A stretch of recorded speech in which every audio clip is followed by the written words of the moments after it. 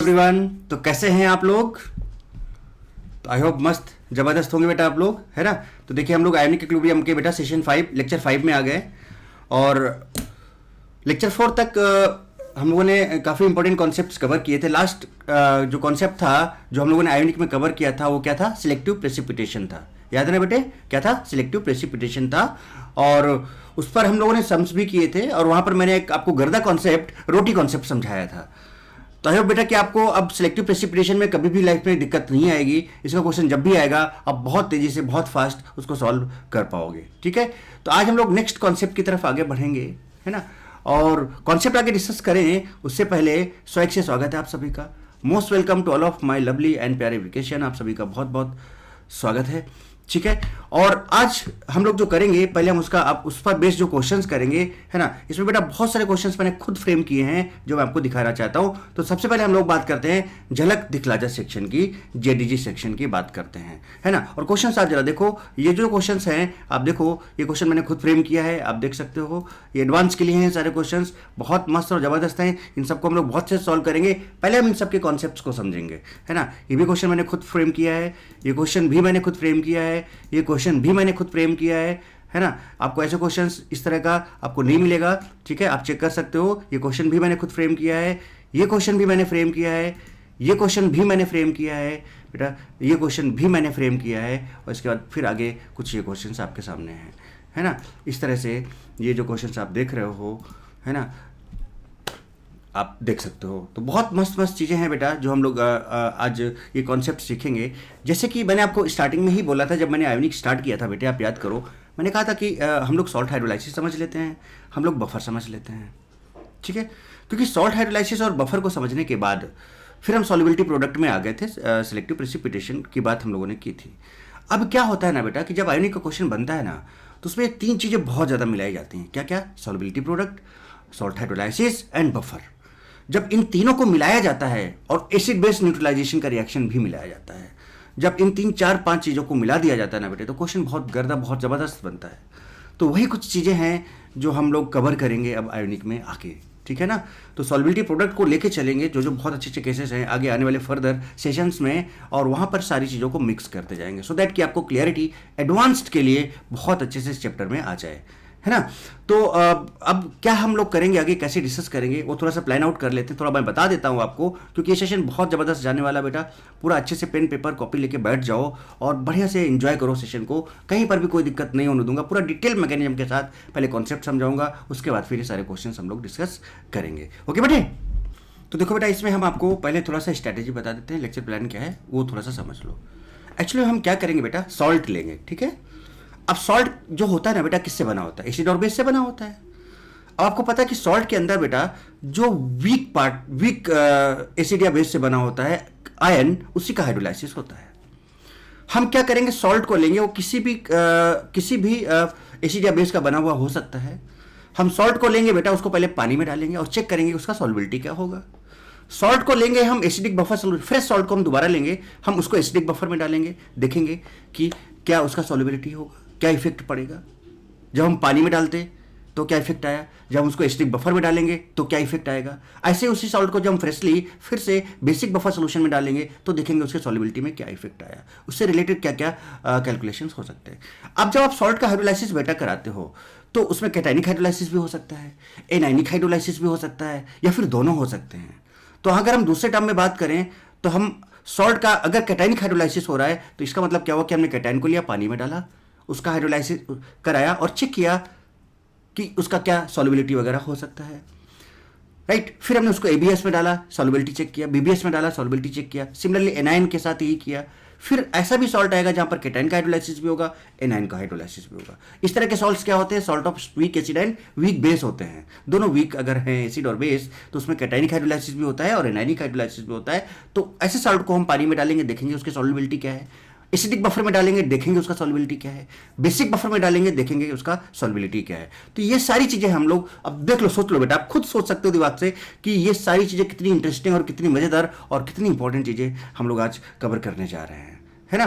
तो इसलिए बिल्कुल एकदम ध्यान से लास्ट तक देखो और इन्जॉय करो। और बेटा स्टार्टिंग में ही मैं बोल देता हूँ कि बेटा अगर आपको अच्छा लगता है तो कमेंट आप जरूर करें, मुझे आपके कमेंट का इंतजार रहता है। अगर आप नए हो तो चैनल को सब्सक्राइब कर लो, है ना, लाइक और शेयर जरूर किया करो, ठीक है। तो अब देखो क्या है ना बेटा, यहाँ पर हम लोग जो बेसिकली बात करने जा रहे हैं, क्या बात करने जा रहे हैं, concept of solubility of salt when anion और कैटायन और both anion and cation hydrolysed in water और इन एसिडिक बफर सोल्यूशन और इन बेसिक बफर सोल्यूशन। तो हम लोग सबसे पहले एक एक केस लेंगे, है ना, कैटायन का लेंगे, एनायन का लेंगे, या एनायन कैटायन या फिर कैटायन एनायन दोनों का लेंगे, और वाटर में डालेंगे, एबीएस में डालेंगे, बीबीएस में डालेंगे। तो आई होप कि आप समझ गए होंगे कि आगे का फर्दर क्या है, किस तरह से हम आगे बढ़ने वाले हैं, वो प्लानिंग आपको समझ में बेटे आ गई होगी बहुत अच्छे तरीके से, ठीक है। तो अब हम सबसे पहला केस जो लेंगे, concept of solubility of salt when anion hydrolysed. अब एनायन हाइड्रोलाइज्ड बेटे कब हो सकता है? अगर आप एनायन के हाइड्रोलाइसिस की बात करो तो एनायन हाइड्रोलाइज कब हो सकता है? जब एनायन वीक पार्ट से आया होगा, लाइक वीक एसिड या वीक बेस से जो भी आया होगा पार्ट अगर एनायन, तो उसी का हाइड्रोलाइसिस होगा। जैसे कि हम अगर आपसे यहाँ पर बोलें कि हमारे पास है क्या, सपोज एजीसीएन, है ना। एजीसीएन में बेटा जो यहाँ पर जो एजी प्लस होता है इस पर्टिकुलर सॉल्ट में, ये आपके स्पेक्टेटर आयन होता है। एजी प्लस जनरली स्पेक्टेटर आयन होता है, इसको आप ध्यान रखो। तो अगर स्पेक्टेटर आयन होता है बेटे तो ये पार्टिसिपेट नहीं करेगा रिएक्शन में, है ना, जिसको काट दो। अब Cn माइनस आया, अब Cn माइनस बेटे क्या आपका एनायन है, समझते जाना बेटे। और अगर ये एनायन है तो इसका करिस्पॉन्डिंग एसिड क्या था बेटे? इसका जो करिस्पॉन्डिंग एसिड था वो क्या था, HCN था। और HCN is your weak acid, यानी कि ये जो सॉल्ट है ना, दिस इज सॉल्ट। अब चूंकि स्पेक्टेटर आयन का काम कर रहा है सिल्वर Ag प्लस, इसलिए इसका जो बेस होगा उसको हम किसकी तरह ट्रीट करेंगे, as a strong base. So this is salt of है ना weak acid and strong base, है ना। Are you getting my point बेटे? और इसमें जो आपको एनायन मिला है ना, चूंकि वो वीक से मिला है, HCN, sorry not HCl, this is HCN। HCN is a weak acid, right. तो अब यहां से जो वीक एसिड तो मिला है एनायन, इसका हाइड्रोलाइसिस हम कराएंगे। लाइक मतलब एक बार हम इस एनायन को कहां पर, concept of solubility of salt when anion get hydrolyze. तो बेटा अगर आप एजीसीएल लोगे उसमें किसका हाइड्रोलाइसिस होगा, एनायन का हाइड्रोलाइसिस होगा, क्योंकि वीक से मिला है आपको। अब एक एक करके लेंगे, इसको पानी में डालेंगे, है ना, वाटर में डालेंगे, एसिडिक बफर में डालेंगे, बेसिक बफर में डालेंगे, कंपैरिजन करेंगे सॉल्युबिलिटी का क्या क्या हो सकता है, वो सारी चीज़ें हम लोग काम करने वाले हैं बेटा, है ना। तो आई होप बेटा कि आपने यहाँ तक बात समझी। तो चलिए पहला एग्जांपल जो हम लेने जा रहे हैं वो क्या है, देखो हम लोग एजीसीएन का ही लेने जा रहे हैं। जैसे कि मैंने आपको अभी बताया कि ये तो स्पेक्टेटर आयन है, इसमें Cn माइनस होगा। पहले हम इसको पानी में डालेंगे, इसके बाद नेक्स्ट आप समझ रहे हो, फिर किस में डालेंगे, एबीएस में डालेंगे, फिर किस में डालेंगे, बीबीएस में डालेंगे, और लास्ट में पूरा हम इसका कंक्लूजन निकालेंगे, है ना। और फिर जो क्वेश्चन बन सकते हैं वो सारे क्वेश्चन फिर आप सॉल्व कर पाओगे, ठीक है। तो चलिए शुरू करते हैं बेटे, है ना, लेट्स रोल। तो चलिए शुरू करते हैं बिना किसी रुकावट के और बढ़ते हैं आगे और मस्त इंजॉय करते हैं। यहां से शुरू होती है आपकी कहानी। So concept of solubility of salt when anion hydrolysed, ध्यान से देखना एकदम। Solubility of AgCN in water, Ag plus हमने अभी आपको बताया बेटा कैसा स्पेक्टेटर आयन है, और जो HCN एसिड होता है उसका जो Ka वैल्यू है बेटा 10⁻⁻10। फटाफट समझते चले जाओ, सारी चीजें आपको समझाई हुई हैं, प्रॉपर मैंने आप नोट्स बना दिए हैं, एकदम आपको समझाता चला जाऊंगा, कहीं पर कोई दिक्कत नहीं आने दूंगा। अब बेटा बताओ, जब आपके पास एजीसीएन है और आपने उसको पानी में डाला तो एजीसीएन डिसोसिएट होगा बेटे किसमें, Ag प्लस और Cn माइनस में। अब पानी में आपने डाल रखा है, अब आपको पता है कि Ag प्लस स्पेक्टेटर आयन है, तो Ag प्लस का तो रिएक्शन वाटर से होगा नहीं, देखिए काट दिया यहाँ पर। अब Cn माइनस आपको कहां से मिला है, HCN से मिला है। Cn माइनस बेसिकली बेटा आपको कहां से मिला है, ये Cn माइनस इज एसिड, ये जो एनायन है this is from HCN and HCN is a weak acid. तो अगर वीक एसिड है तो यहाँ पे सब एकदम प्रॉपर समझाते चले जाऊंगा, आप टेंशन बिल्कुल मत लेना, चूंकि वीक एसिड से मिला तो इसलिए इसका हाइड्रोलाइसिस होगा, ठीक है। तो ये तो सॉल्युबिलिटी, तो एजीसीएन सॉलिड फॉर्म में, यहाँ पर एजीसीएन बेटा कौन से फॉर्म में, यहाँ पर सॉलिड फॉर्म में था, और जब आप इसको डाले तो इक्विलिब्रियम में आ गया। इसका कुछ ना कुछ KSP का वैल्यू होगा, वो कि फिक्स्ड होता है एजीसीएन का, राइट बेटे, KSP का वैल्यू होगा। ये सब स्प्रेंगली सॉल्युबल सॉल्ट है जो कि पानी में है ना। तो Ag प्लस, अब इसका सॉल्युबिलिटी अगर S है तो Cn का भी हमने S ले लिया, लेकिन चूंकि Cn माइनस है बेटे, एनायन है, और एनायन है अगर वीक से मिला और पानी मिल गया उसको, तो सॉल्ट को जब आप लेते हो तो एक्वस ही लेते हो बेटे आप। तो जब आप पानी में इसको डालोगे तो पानी में डालोगे तो उसका क्या होना स्टार्ट हो जाएगा, हाइड्रोलाइसिस स्टार्ट हो जाएगा। अब आपको हाइड्रोलाइसिस पता है, H plus OH minus, H plus यहाँ चला जाएगा, HCN बना देगा, है ना, और ये OH माइनस। फिर KH लिखने का फॉर्मूला बताया था, देखो सब कितना आसानी से फटाफट तेजी से चले जाओ। तो बेटा KH आ गया, KH क्या होता है, KW/K। अब कौन सा K जो यहाँ पर होता है, तो एसिड है तो Ka हो जाएगा, तो KW/K। KW आपको पता है 10⁻14 होता है। HCN देखो, ये देखो HCN है ना बेटे, उसका देखो Ka वैल्यू दिया 10⁻14। आप इसको जनरल फॉर्म में Ka भी लिख सकते हो, मैंने जस्ट एक वैल्यू लिया तो आप वैल्यू डाल के भी समझ सकते हो, आप जनरल फॉर्म में भी लेके आगे बढ़ सकते हो, एज योर विश, ठीक है, तो के का वैल्यू डाल दिया, तो यहां से के एच जो आ गया, इसका जो सॉल्युबिलिटी हाइड्रोलाइसिस कांस्टेंट बेटे आया, के एच जो आया वो 10⁻⁴, यानी कि लो है वैल्यू ये, यानी कि काफी कम फॉरवर्ड जाएगा ये। इसका मतलब इसका हाइड्रोलाइसिस बहुत ज्यादा नहीं होने वाला है। अब जरा देखो ध्यान से बेटे, यहां पर जो आपका Cn माइनस था वही तो आगे बढ़ेगा। Cn माइनस कितना था आपका, एस था, एस था। अब एस था तो बेटा अब आगे बढ़ेगा तो यहां पे एस माइनस एक्स हो जाएगा, ये एक्स हो जाएगा और ये एक्स हो जाएगा, राइट बेटे। अब चूंकि साइमल्टेनियस इक्विलिब्रियम आपकी बात आपको पता है कि अगर ये एस माइनस एक्स हो गया है तो बेटा ये एस नहीं रहेगा, क्या हो जाएगा, अब ये एस माइनस एक्स हो जाएगा। क्या हो जाएगा बेटा, ये एस माइनस एक्स हो जाएगा। बोलो बेटा यहां तक बात समझ में आई कि नहीं है एकदम। सबसे पहले देख लो, एजी प्लस आपका स्पेक्टेटर था वो। अब पहले ये देखो कि जो भी आयन है आपने उसको जिसमें डाला उसकी क्या क्या रिएक्शन, कहां कहां पॉसिबिलिटीज है, हम वो चेक किए सबसे पहले। तो हमने क्या चेक किया, एजी प्लस स्पेक्टेटर था, कोई मतलब नहीं। और हर एक केस में हम ऐसे ही करेंगे, ध्यान रखना। जो भी सॉल्ट लेंगे उसको हम पहले पानी में डाल के देख लेंगे उसका सॉल्युबिलिटी क्या है, एस एस लिख लेंगे, फिर आगे देखेंगे क्या हो सकता है। फिर जो आयन आएंगे देखेंगे कि रिस्पेक्टिवली जो भी जिस सोल्यूशन में आपने उसको डाला है उसका वहां पर रिएक्शन क्या हो सकता है। तो एजी प्लस तो रिएक्शन में पार्टिसिपेट करेगा नहीं। अब Cn माइनस है तो अभी से बात है बेटा, चूंकि वीक पार्ट से, वीक एसिड से मिला है आयन, इसलिए इसका हाइड्रोलाइसिस होगा। अब इसका हाइड्रोलाइसिस का हमने रिएक्शन लिखा और ये आपके सामने है। नाउ केएच का फॉर्मूला भी लिख लिया। अब बताओ इसका केएसपी का फॉर्मूला लिख सकते हो, क्या होगा, concentration of AG plus into concentration of Cn minus. तो कॉन्सेंट्रेशन ऑफ एजी प्लस कितना हो चुका है, अब साइमल्टेनियस इक्विलिब्रियम का मतलब क्या है, सब इक्विलिब्रियम पे है पूरा का पूरा। तो एजी प्लस आपका एस है और Cn minus S minus x है। आगे बढ़ता हूं, नेक्स्ट पेज में चलते हैं। अब जरा देखिएगा, गौर फरमाइएगा जनाब, अगर हम केएसपी एजीसीएन का फॉर्मूला लिखे तो क्या होगा, concentration of AG plus into concentration of Cn minus. AG plus आपका एस था और बेटा Cn माइनस आपका कितना था, देखो Cn माइनस कितना हो गया था फाइनली इक्विलिब्रियम, जब कंप्लीट इक्विलिब्रियम आया तो एस माइनस एक्स हो गया था। तो हमने यहाँ पर डाल दिया ये एस माइनस एक्स, ये पहला इक्वेशन बन गया। आई होप यहाँ तक कहानी क्लियर।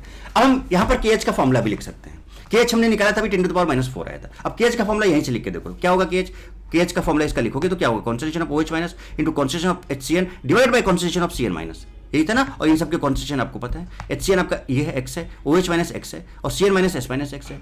तो आप यहाँ पे केएच का फॉर्मूला लिख लो, यहीं पर एक बार लिख के दिखा दूँ आपको। तो देखो क्या होगा, कॉन्सेंट्रेशन ऑफ HCN बेटे into concentration of OH minus और divided by concentration of Cn minus.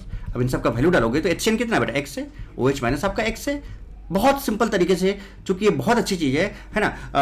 जिन लोगों ने रेगुलर मेरे लेक्चर्स किए हैं आयोनिक के वो लोग बहुत एंजॉय करेंगे। अब जिन लोगों ने नहीं किए हैं वो L1 से देखना शुरू कर दें, क्योंकि ये आपका जो लेक्चर ये कौन सा L5 चल रहा है, बहुत एंजॉय करोगे। सबसे पहले लेक्चर में ही हमने हाइड्रोलाइसिस बताया था, राइट। आगे तो चार्ज और मास बैलेंस बहुत सारी चीज़ें आने वाली हैं अभी इसमें, है ना। और HCN बेटा आपका एस माइनस एक्स है और इसका वैल्यू जो है आपका कितना है, 10⁻⁴ है।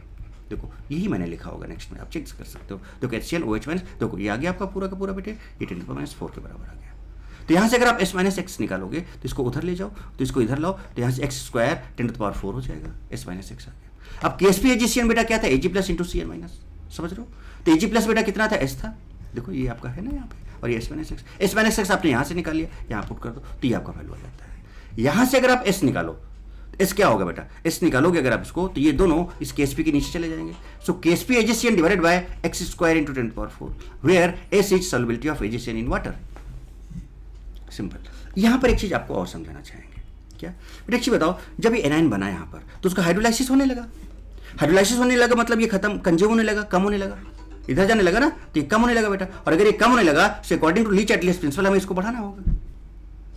भाई Cn माइनस देखो रिएक्शन फॉरवर्ड जाने लगा ना, जब इसका हाइड्रोलाइसिस होने लगा तो Cn माइनस कंज्यूम होने लगा। जब ये कम होने लगा तो अकॉर्डिंग टू लीच-एटलीस्ट प्रिंसिपल हमें Cn माइनस को बढ़ाना होगा। तो Cn माइनस पे आओ, ये बेटा कब बढ़ सकता है, ये बढ़ कब सकता है, जब हम Cn माइनस के पास जाएं, फॉरवर्ड जाएं। इसका मतलब बेटे क्या है कि ये रिएक्शन थोड़ा सा फॉरवर्ड डायरेक्शन में शिफ्ट होगी। नो डाउट इसका के बहुत कम है, बट फिर भी रिएक्शन थोड़ा सा तो आगे बढ़ेगा ना। रिएक्शन हाइड्रोलाइसिस कुछ ना कुछ तो होगा ना बेटे इसका, तो Cn माइनस कुछ ना कुछ तो कंज्यूम होगा। देखो ना, पहले एस था, अब एस माइनस एक्स हो गया, कम हो गया ना। अब कम हो गया तो अकॉर्डिंग टू लीच-एटलीस्ट प्रिंसिपल कम हो गया तो बढ़ाना पड़ेगा। अब बढ़ाना पड़ेगा तो हमें इसके पास जाना होगा। इसके पास जाने के लिए हम ऐसे जाएंगे, फॉरवर्ड जाएंगे तो बताओ बेटा इसका सॉल्युबिलिटी क्या होगा, बढ़ेगा। सॉल्युबिलिटी क्या होगा, इसका बढ़ेगा, क्योंकि हम फॉरवर्ड डायरेक्शन में मूव करते हैं तो इसका और डिसोसिएशन होने लगेगा। तो वाटर में इसका सॉल्युबिलिटी बढ़ा, हाँ नो डाउट बहुत ज्यादा नहीं बढ़ा, बट बढ़ा। बट क्या हुआ, बढ़ा। अब कितना बढ़ा कितना घटा वो सब देखेंगे हम आगे, प्रॉपर्ली एक्सप्लेन करेंगे इन सारी चीजों को। तो वही हमने लिखा here anion Cn minus of salt hydrolysed, Cn minus का जो कि हाइड्रोलाइसिस हुआ, सो reaction of AgCN moves in forward direction and solubility of AgCN increases in water. बोलो बेटा, आई होप यहाँ तक कहानी आपको बिल्कुल बहुत अच्छे से परफेक्टली समझ में आ गई होगी। तो ऐसे हमने क्या क्या पानी किया। अच्छा, पानी के बाद अब हम क्या करने वाले हैं बताओ। अच्छा, पानी के बाद अब हम क्या पढ़ने वाले हैं, इसको हम इसी एजीसीएन को हम किस में डालेंगे, अब एसिडिक बफर में डालेंगे और देखेंगे अब क्या मजा आने वाला है। अब देखेंगे उसके बाद फिर क्या। चलो पहले पानी पीते हैं।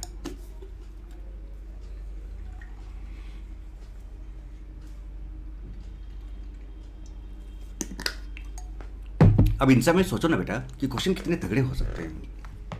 आपको ऑब्जेक्टिव क्वेश्चन ऐसा बना के दे देगा, ऑप्शन ए में इस तरह, option B, option C, option D. तो अगर आप पूरा कंप्लीट नहीं समझ रहे होगे तो समझ रहे हो ना एडवांस में किस तरह की क्या क्या चीज़ें बन सकती हैं, है ना, किस तरह का कुछ एक्सप्रेशन आपको दे दिया, तो आपको मतलब पूरा बहुत अच्छे से आइडिया रखना पड़ेगा चीज़ों को। चलिए अब नेक्स्ट बात करते हैं सॉल्बिलिटी of AgCN in acidic buffer. अब एबीएस में बात कर लेते हैं इसकी। तो एबीएस में, अब एबीएस में बात करने से पहले बेटा आपको पहले हम बता चुके हैं कि अगर कोई भी बफर सोल्यूशन है बेटे, अगर कोई भी आपका बफर सोल्यूशन है ना, लाइक चाहे एबीएस हो, चाहे बीबीएस हो, चाहे कोई सा भी हो, अगर आपको कोई सा भी बफर सोल्यूशन है, जस्ट मिनट बेटे,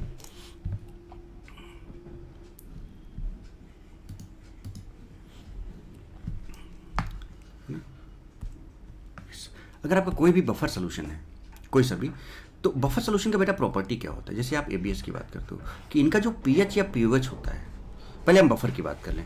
तो अगर आप बफर सोल्यूशन की बात करोगे तो इनका पीएच क्या होता है, फिक्स्ड होता है, पीएच या फिर जो पीओएच फिक्स्ड होता है।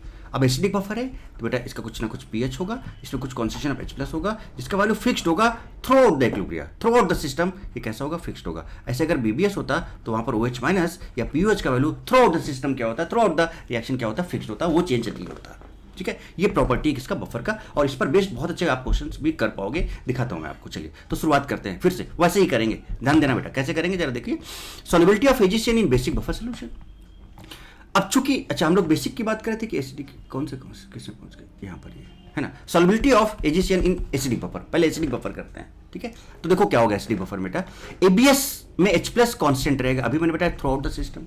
यस, लेट मान लेते हैं फॉर एग्जांपल, आप चाहो तो नहीं भी लो, बट फॉर एग्जांपल अगर हम समझना चाहें, लेट मान लेते हैं जो एसिडिक बफर सॉल्यूशंस का pH 3 है, pH 3 है तो बेटा कॉन्सेंट्रेशन H+ 10⁻³ हो जाएगा। अब थ्रू आउट द सिस्टम जो इक्विलिब्रियम मेंटेन होगा साइमल्टेनियस, वहां पर इसका वैल्यू H+ की बात अगर आप कहीं भी कर लो, मतलब सिस्टम में कहीं भी हाथ डालो और देखो कि H+ कितना है, तो आपको हमेशा कितना मिलने वाला है, 10⁻³ मिलने वाला है, राइट बेटे।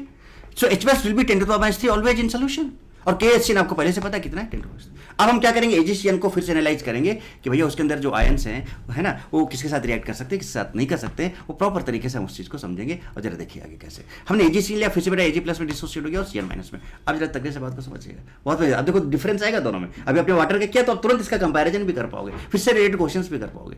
यहाँ पर जो Ag+ आपको पहले से पता है स्पेक्टेटेड आयन है ना, तो रिएक्शन पार्ट। और वैसे भी जब आप एसिडिक बफर की बात करो, इसका मतलब आप H+ की बात कर रहे हो, कॉन्सेंट्रेशन H+ 10⁻³ ना, यानी आप H+ की बात कर रहे हो।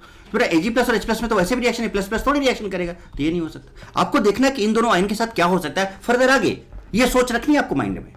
तो यानी कि इसका काम तो कुछ नहीं हो सकता। अब अगर आप H+ है तो बेटा ऑब्वियस सी बात है, H+ है तो Cn के साथ रिएक्ट कर जाएगा। ओहो, तो हाइड्रोलाइसिस ना होके वो क्या हो जाएगा, H+ और Cn- में आपस में रिएक्शन हो जाएगा, क्योंकि बेटा आपको पता है ना कि H+ और ये जो आयंस है, आयोनिक रिएक्शन बहुत फास्ट होती है और बहुत तेजी से रिएक्शन होगा। बेटे समझ रहे हो कि नहीं समझ रहे हो? अच्छा सुनो, तो जब Cn- H+ के साथ रिएक्ट किया तो क्या बना है, HCl। अब यहाँ पे एक बहुत बढ़िया चीज आपको हम पहले समझाएं, देखो वो क्या है, उस चीज को समझो। देखो आपको पहले से पता था बेटा, क्या पता था पहले से, कि अगर हम यहाँ पर यस HCN की बात करें तो HCN हमारा क्या देता है, H+ + Cn- है ना। इसका जो K था आपको पता था, कितना था जरा ध्यान किया, 10⁻⁻10 था। अगर हम इस रिएक्शन को रिवर्स कर दें बेटे, देखो क्योंकि इसमें रिवर्स समझना, लॉजिक समझना बेटे, हम क्या बोलना चाह रहे हैं, बहुत गर्दा चीज़ है, मतलब मजे करो आप एकदम। तो बेटा ये 1/K हो जाता है ना, और इसका वैल्यू कितना हो जाएगा, 10⁻10 हो जाएगा। यानी ये जो रिएक्शन है, इस रिएक्शन का जो इक्विलिब्रियम कांस्टेंट है, देखो आपने रिवर्स किया कि नहीं किया बेटे, तो इसका जो इक्विलिब्रियम कांस्टेंट आएगा बेटे, जरा देखो कितना उल्टा हो गया ना, तो 10⁻10 नहीं 10⁻+10 हो गया भाई। और 10⁻+10 का मतलब this value is very very large value, very very very large value.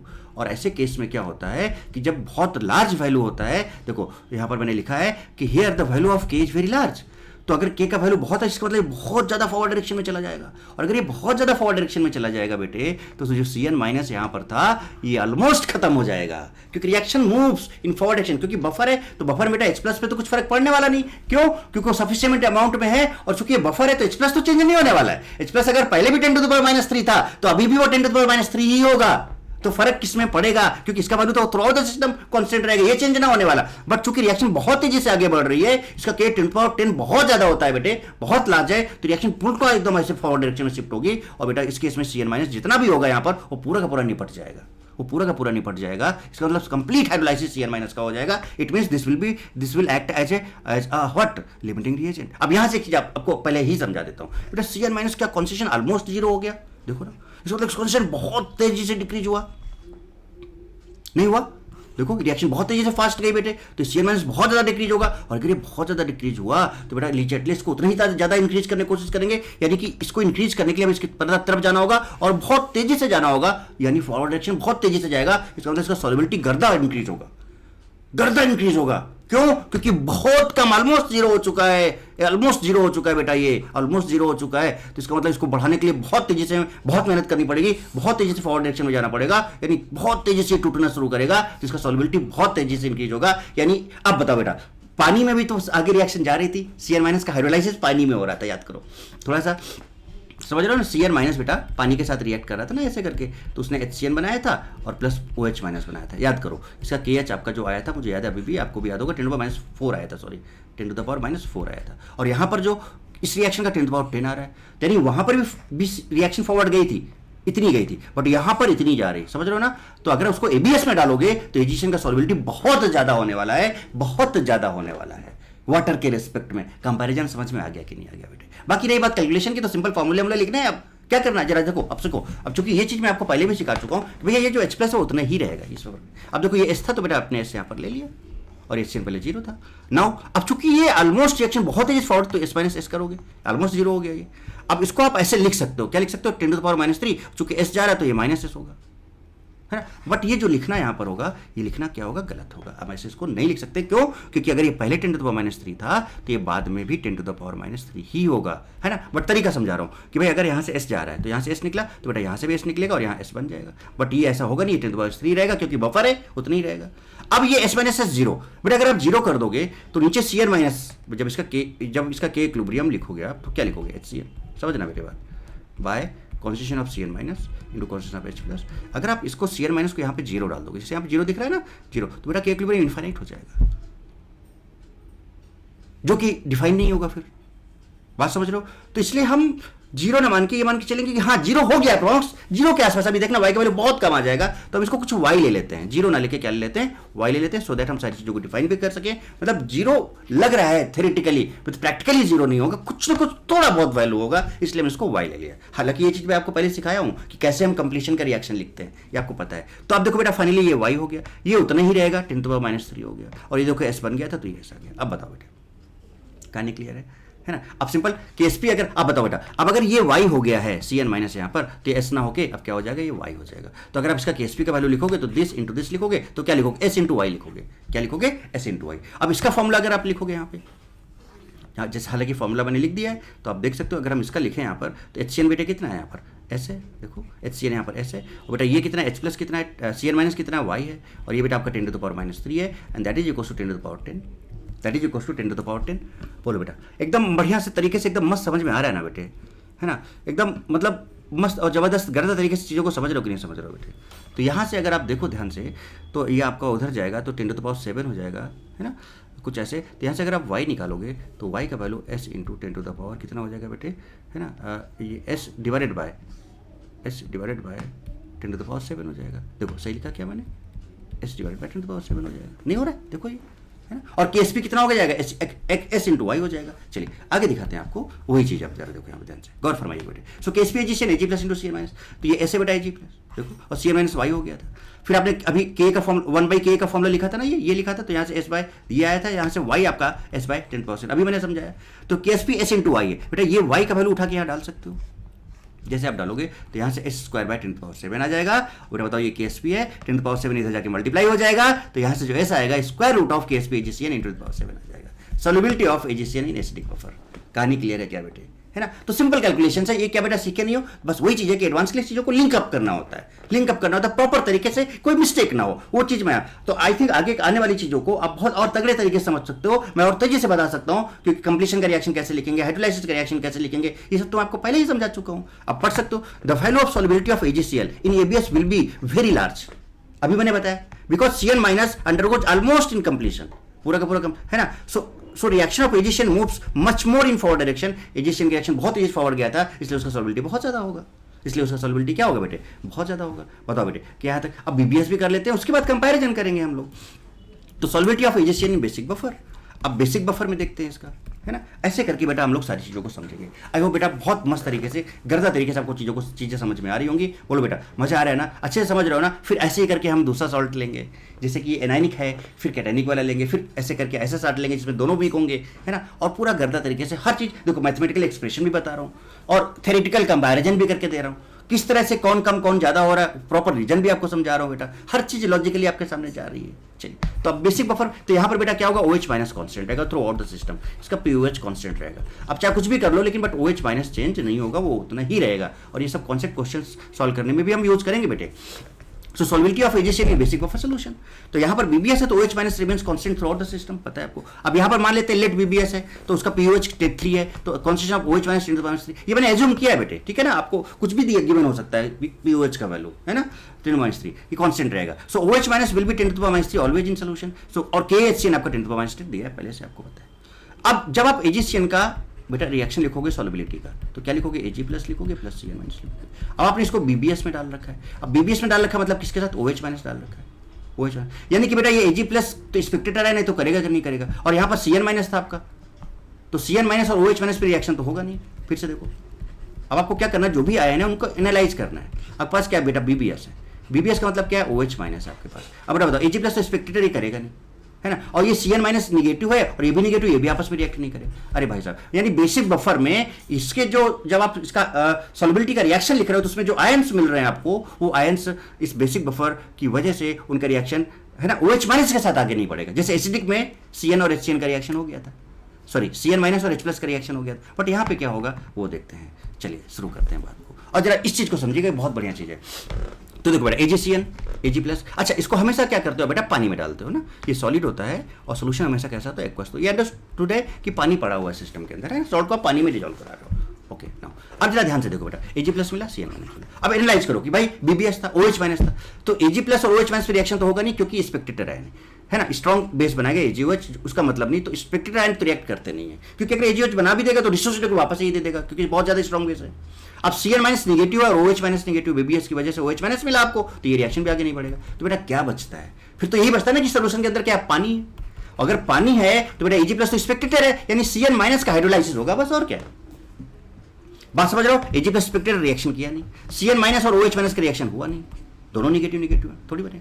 तो अब क्या बचा कि भाई सिस्टम के अंदर क्या पड़ा है, पानी पड़ा हुआ है। अब ये इसका हाइड्रोलाइसिस हो नहीं सकता, तो हमारा लास्ट ऑप्शन क्या है कि Cn माइनस का क्या हो जाए, हाइड्रोलाइसिस हो जाए। क्यों, क्योंकि ये HCN से मिला है और HCN आपका वीक एसिड है, वीक एसिड का एनायन है, तो इसका हाइड्रोलाइसिस पॉसिबल है, हो सकता है। तो ये सिंपल, जैसे आपने वाटर वाले केस में कराया था, बट थोड़ा डिफरेंस यहाँ पर क्या आएगा वो दिखाऊंगा आपको भी। तो Cn माइनस HOH के साथ इसका हाइड्रोलाइसिस होगा, H प्लस यहाँ चला जाएगा, HCN और OH माइनस बना देगा। इसका KH क्या होगा, वही KW/K, क्योंकि ये एसिड है बेटे, है ना। और वो कितना है 10⁻⁴, तो 10⁻⁴ आ गया, एज इट इज जैसे हमने वाटर के केस में किया था, राइट। चलो अब ये Cn माइनस कितना था, S था, इसका हाइड्रोलाइसिस हुआ बेटा 0 था, बट OH माइनस यहाँ फिक्स्ड है। पानी जब हम नॉर्मल वाटर की बात करें तो वहां पर OH माइनस भी 0 था, बट यहाँ पर OH माइनस क्या फिक्स्ड है, समझ लो ना, ये डिफरेंस आया बेसिक बफर में, और ये उतना ही रहेगा। अब बेटा बताओ, जब रिएक्शन आगे बढ़ेगी तो यहाँ से S माइनस एक्स हो गया, पानी छोड़ दो, ये x बन गया, और यहाँ पर आप इसको 10⁻³ प्लस x मत लिख देना, कोई नहीं, क्योंकि ये फिक्स रहेगा, ये चेंज नहीं होगा, तो ये 10⁻³ ही रहेगा। अब बेटा बताओं, क्या अब इसका KSP का फॉर्मूला लिखोगे तो सीधे बताओ तो पहले क्या होगा, Ag plus into Cn minus, यानी S into S minus x होगा। जब आप इसका रिएक्शन लिखोगे KH का तो क्या होगा, यहीं पे लिख के दिखा देता हूँ आपको। इक्वल्स टू आप क्या लिखोगे, कॉन्सेंट्रेशन ऑफ HCl। एकदम ये काम खुद कर सकते हो, कोई दिक्कत वाली बात कहीं पर भी नहीं है। अब बस प्रॉपर तरीके से समझते जाओ, और जो मैं बात बोल रहा हूँ कंपैरिजन वगैरह वो सारी चीज़ें उन सबको अच्छे से समझो। तो देखो ये बेटा कितना है, HCN आपका कितना है, x है, HCN आपका x है, सो x इंटू, और देखो OH माइनस आपका 10⁻³ है, डिवाइड बाय Cn माइनस आपका S माइनस एक्स है। इसका वैल्यू आपका कितना है बेटा, 10⁻⁴ है। बोलो बेटा कहानी एकदम समझ में आ रही ना अच्छे से, कहानी बिल्कुल बेटा एकदम अच्छे से समझ में आ रही कि नहीं आ रही है, ठीक है।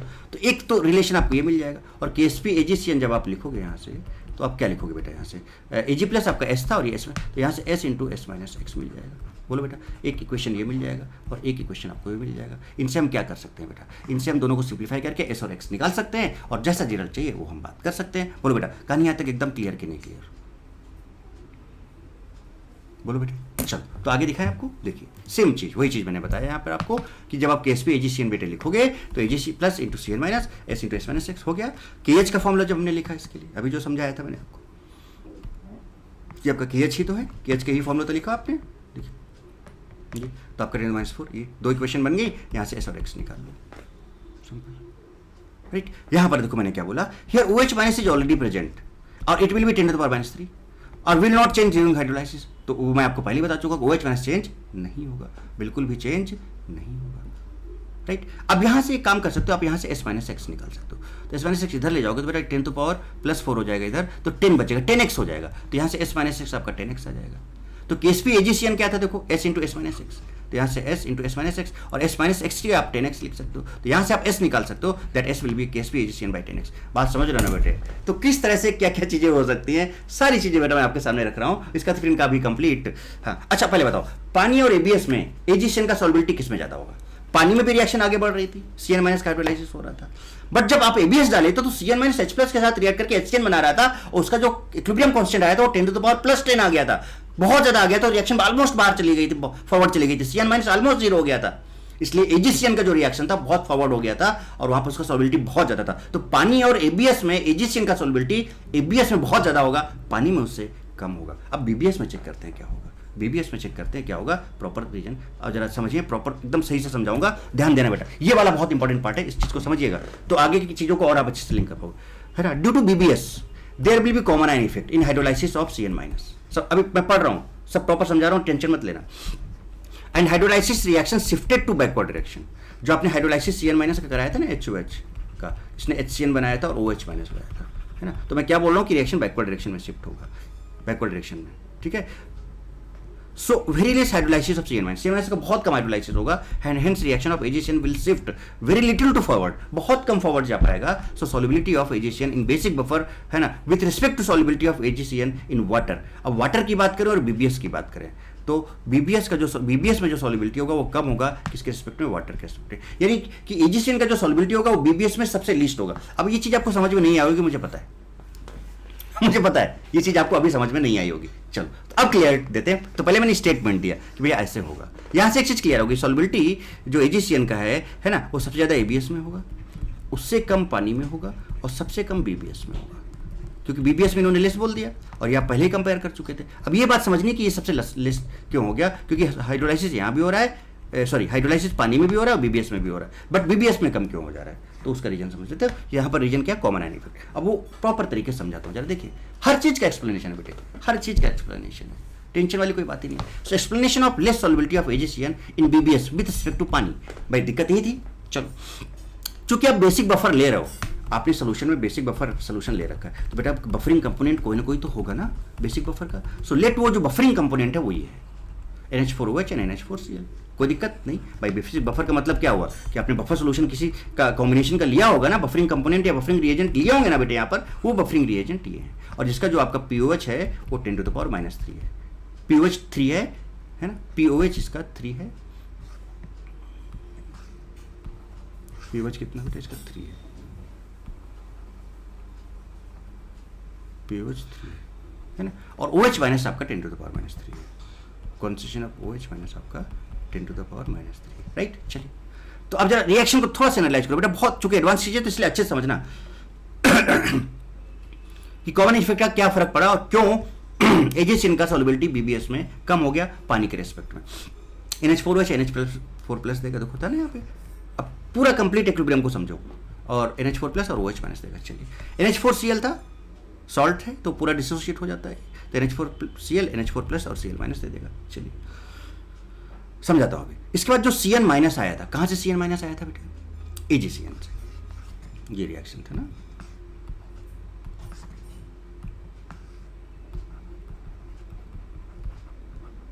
गिब्स क्या था, ये नीचे लिखा हुआ देखो, ये फिर भी मैं लिख दे रहा हूँ, Ag+ और CN माइनस, ये CN माइनस आया था, इसका हाइड्रोलाइसिस हुआ था कि नहीं होता बेटे, अभी समझाया था। तो देखो उसका हाइड्रोलाइसिस हुआ तो कुछ ये हुआ। अब सुनना, चूंकि बेसिक बफर में पड़ा हुआ है, अब इस बात को समझने की कोशिश करना कि पानी से कम यहाँ पर सॉल्युबिलिटी क्यों आया बेटा। ये सब कॉन्सेप्ट नहीं समझोगे तो बिल्कुल मतलब छोड़ दोगे क्वेश्चन, हम बता रहे हैं, और समझ लोगे तो एकदम क्रिस्टल क्लियर, सब कुछ बहुत प्रॉपर तरीके से बेटा मेहनत करके मैंने लिखा हुआ है सारी चीजें। बुक में कहीं भी इस तरह से, कहीं भी गारंटी बेटा आपको इस तरह से क्वेश्चन मिल जाए तो आप बताना मुझे, गारंटी इस चीज की बेटे, है ना। तो NH4OH का रिएक्शन आपने देखा, NH4Cl चूंकि यहाँ पर था तो ये डिसोसिएट होकर ये देगा। अब CN माइनस का हाइड्रोलाइसिस होगा, इसने ये दिया। अब मुझे एक चीज बताओ बेटे, अगर आप ये देखो, ये रिएक्शन और इस रिएक्शन को देखो, सारा कुछ एक ही सिस्टम के अंदर हो रहा है कि नहीं, हालांकि ये रिएक्शन उसी सिस्टम के अंदर है, ये वाली एजीसीएन वाली भी सब एक साथ चल रहा है कि नहीं चल रहा है। यहाँ पर बेटा OH माइनस और इन दोनों में क्या कॉमन मिल रहे हैं कि नहीं मिल रहे हैं। तो अगर OH माइनस कॉमन है बेटा तो कॉमन आयन इफेक्ट आएगा कि नहीं आएगा। और अगर कॉमन आयन इफेक्ट आया, so due to common ion effect, देखो OH माइनस था बेटा, यहाँ भी OH माइनस आया, तो इसका कॉमन आयन इफेक्ट इस पे आ जाएगा कि नहीं आ जाएगा। और जैसे कॉमन आयन इफेक्ट आएगा तो आपको पता ना reaction due to common ion effect reaction backward direction में शिफ्ट होती है। अब बताओ Cn माइनस का होना था हाइड्रोलाइसिस पानी के साथ, ओहो Cn माइनस का होना था हाइड्रोलाइसिस पानी के साथ, जाना था इसको फॉरवर्ड डायरेक्शन में, ये वापस बैकवर्ड डायरेक्शन में आ जा रहा है। तो यानी कि ऐसा नहीं कि फॉरवर्ड बिल्कुल नहीं जा रहा होगा, बट इसका मोस्ट ऑफ द जो रिएक्शन है किधर जाएगा, बैकवर्ड, यानी Cn माइनस बहुत ही कम हाइड्रोलाइज हो पाएगा। Cn माइनस बहुत ही कम हाइड्रोलाइज हो पाएगा, क्यों? Because of the common ion. OH minus की वजह से जो कॉमन आयन आया उसकी वजह से रिएक्शन बेटा किधर शिफ्ट होने लगी, बैकवर्ड डायरेक्शन में शिफ्ट होने लगी। तो Cn माइनस चूंकि बैकवर्ड हाइड्रोलाइसिस का मतलब किधर जाना चाहिए था, फॉरवर्ड जाना चाहिए, जैसे पानी में जा रहा था, भले ही थोड़ा जा रहा था, पानी में 10⁻⁴ था, यहां पर भी इसका वैल्यू 10⁻⁴ है, बट चूंकि OH माइनस आ गया बेटा तो रिएक्शन और भी बैकवर्ड डायरेक्शन में चली जाएगी।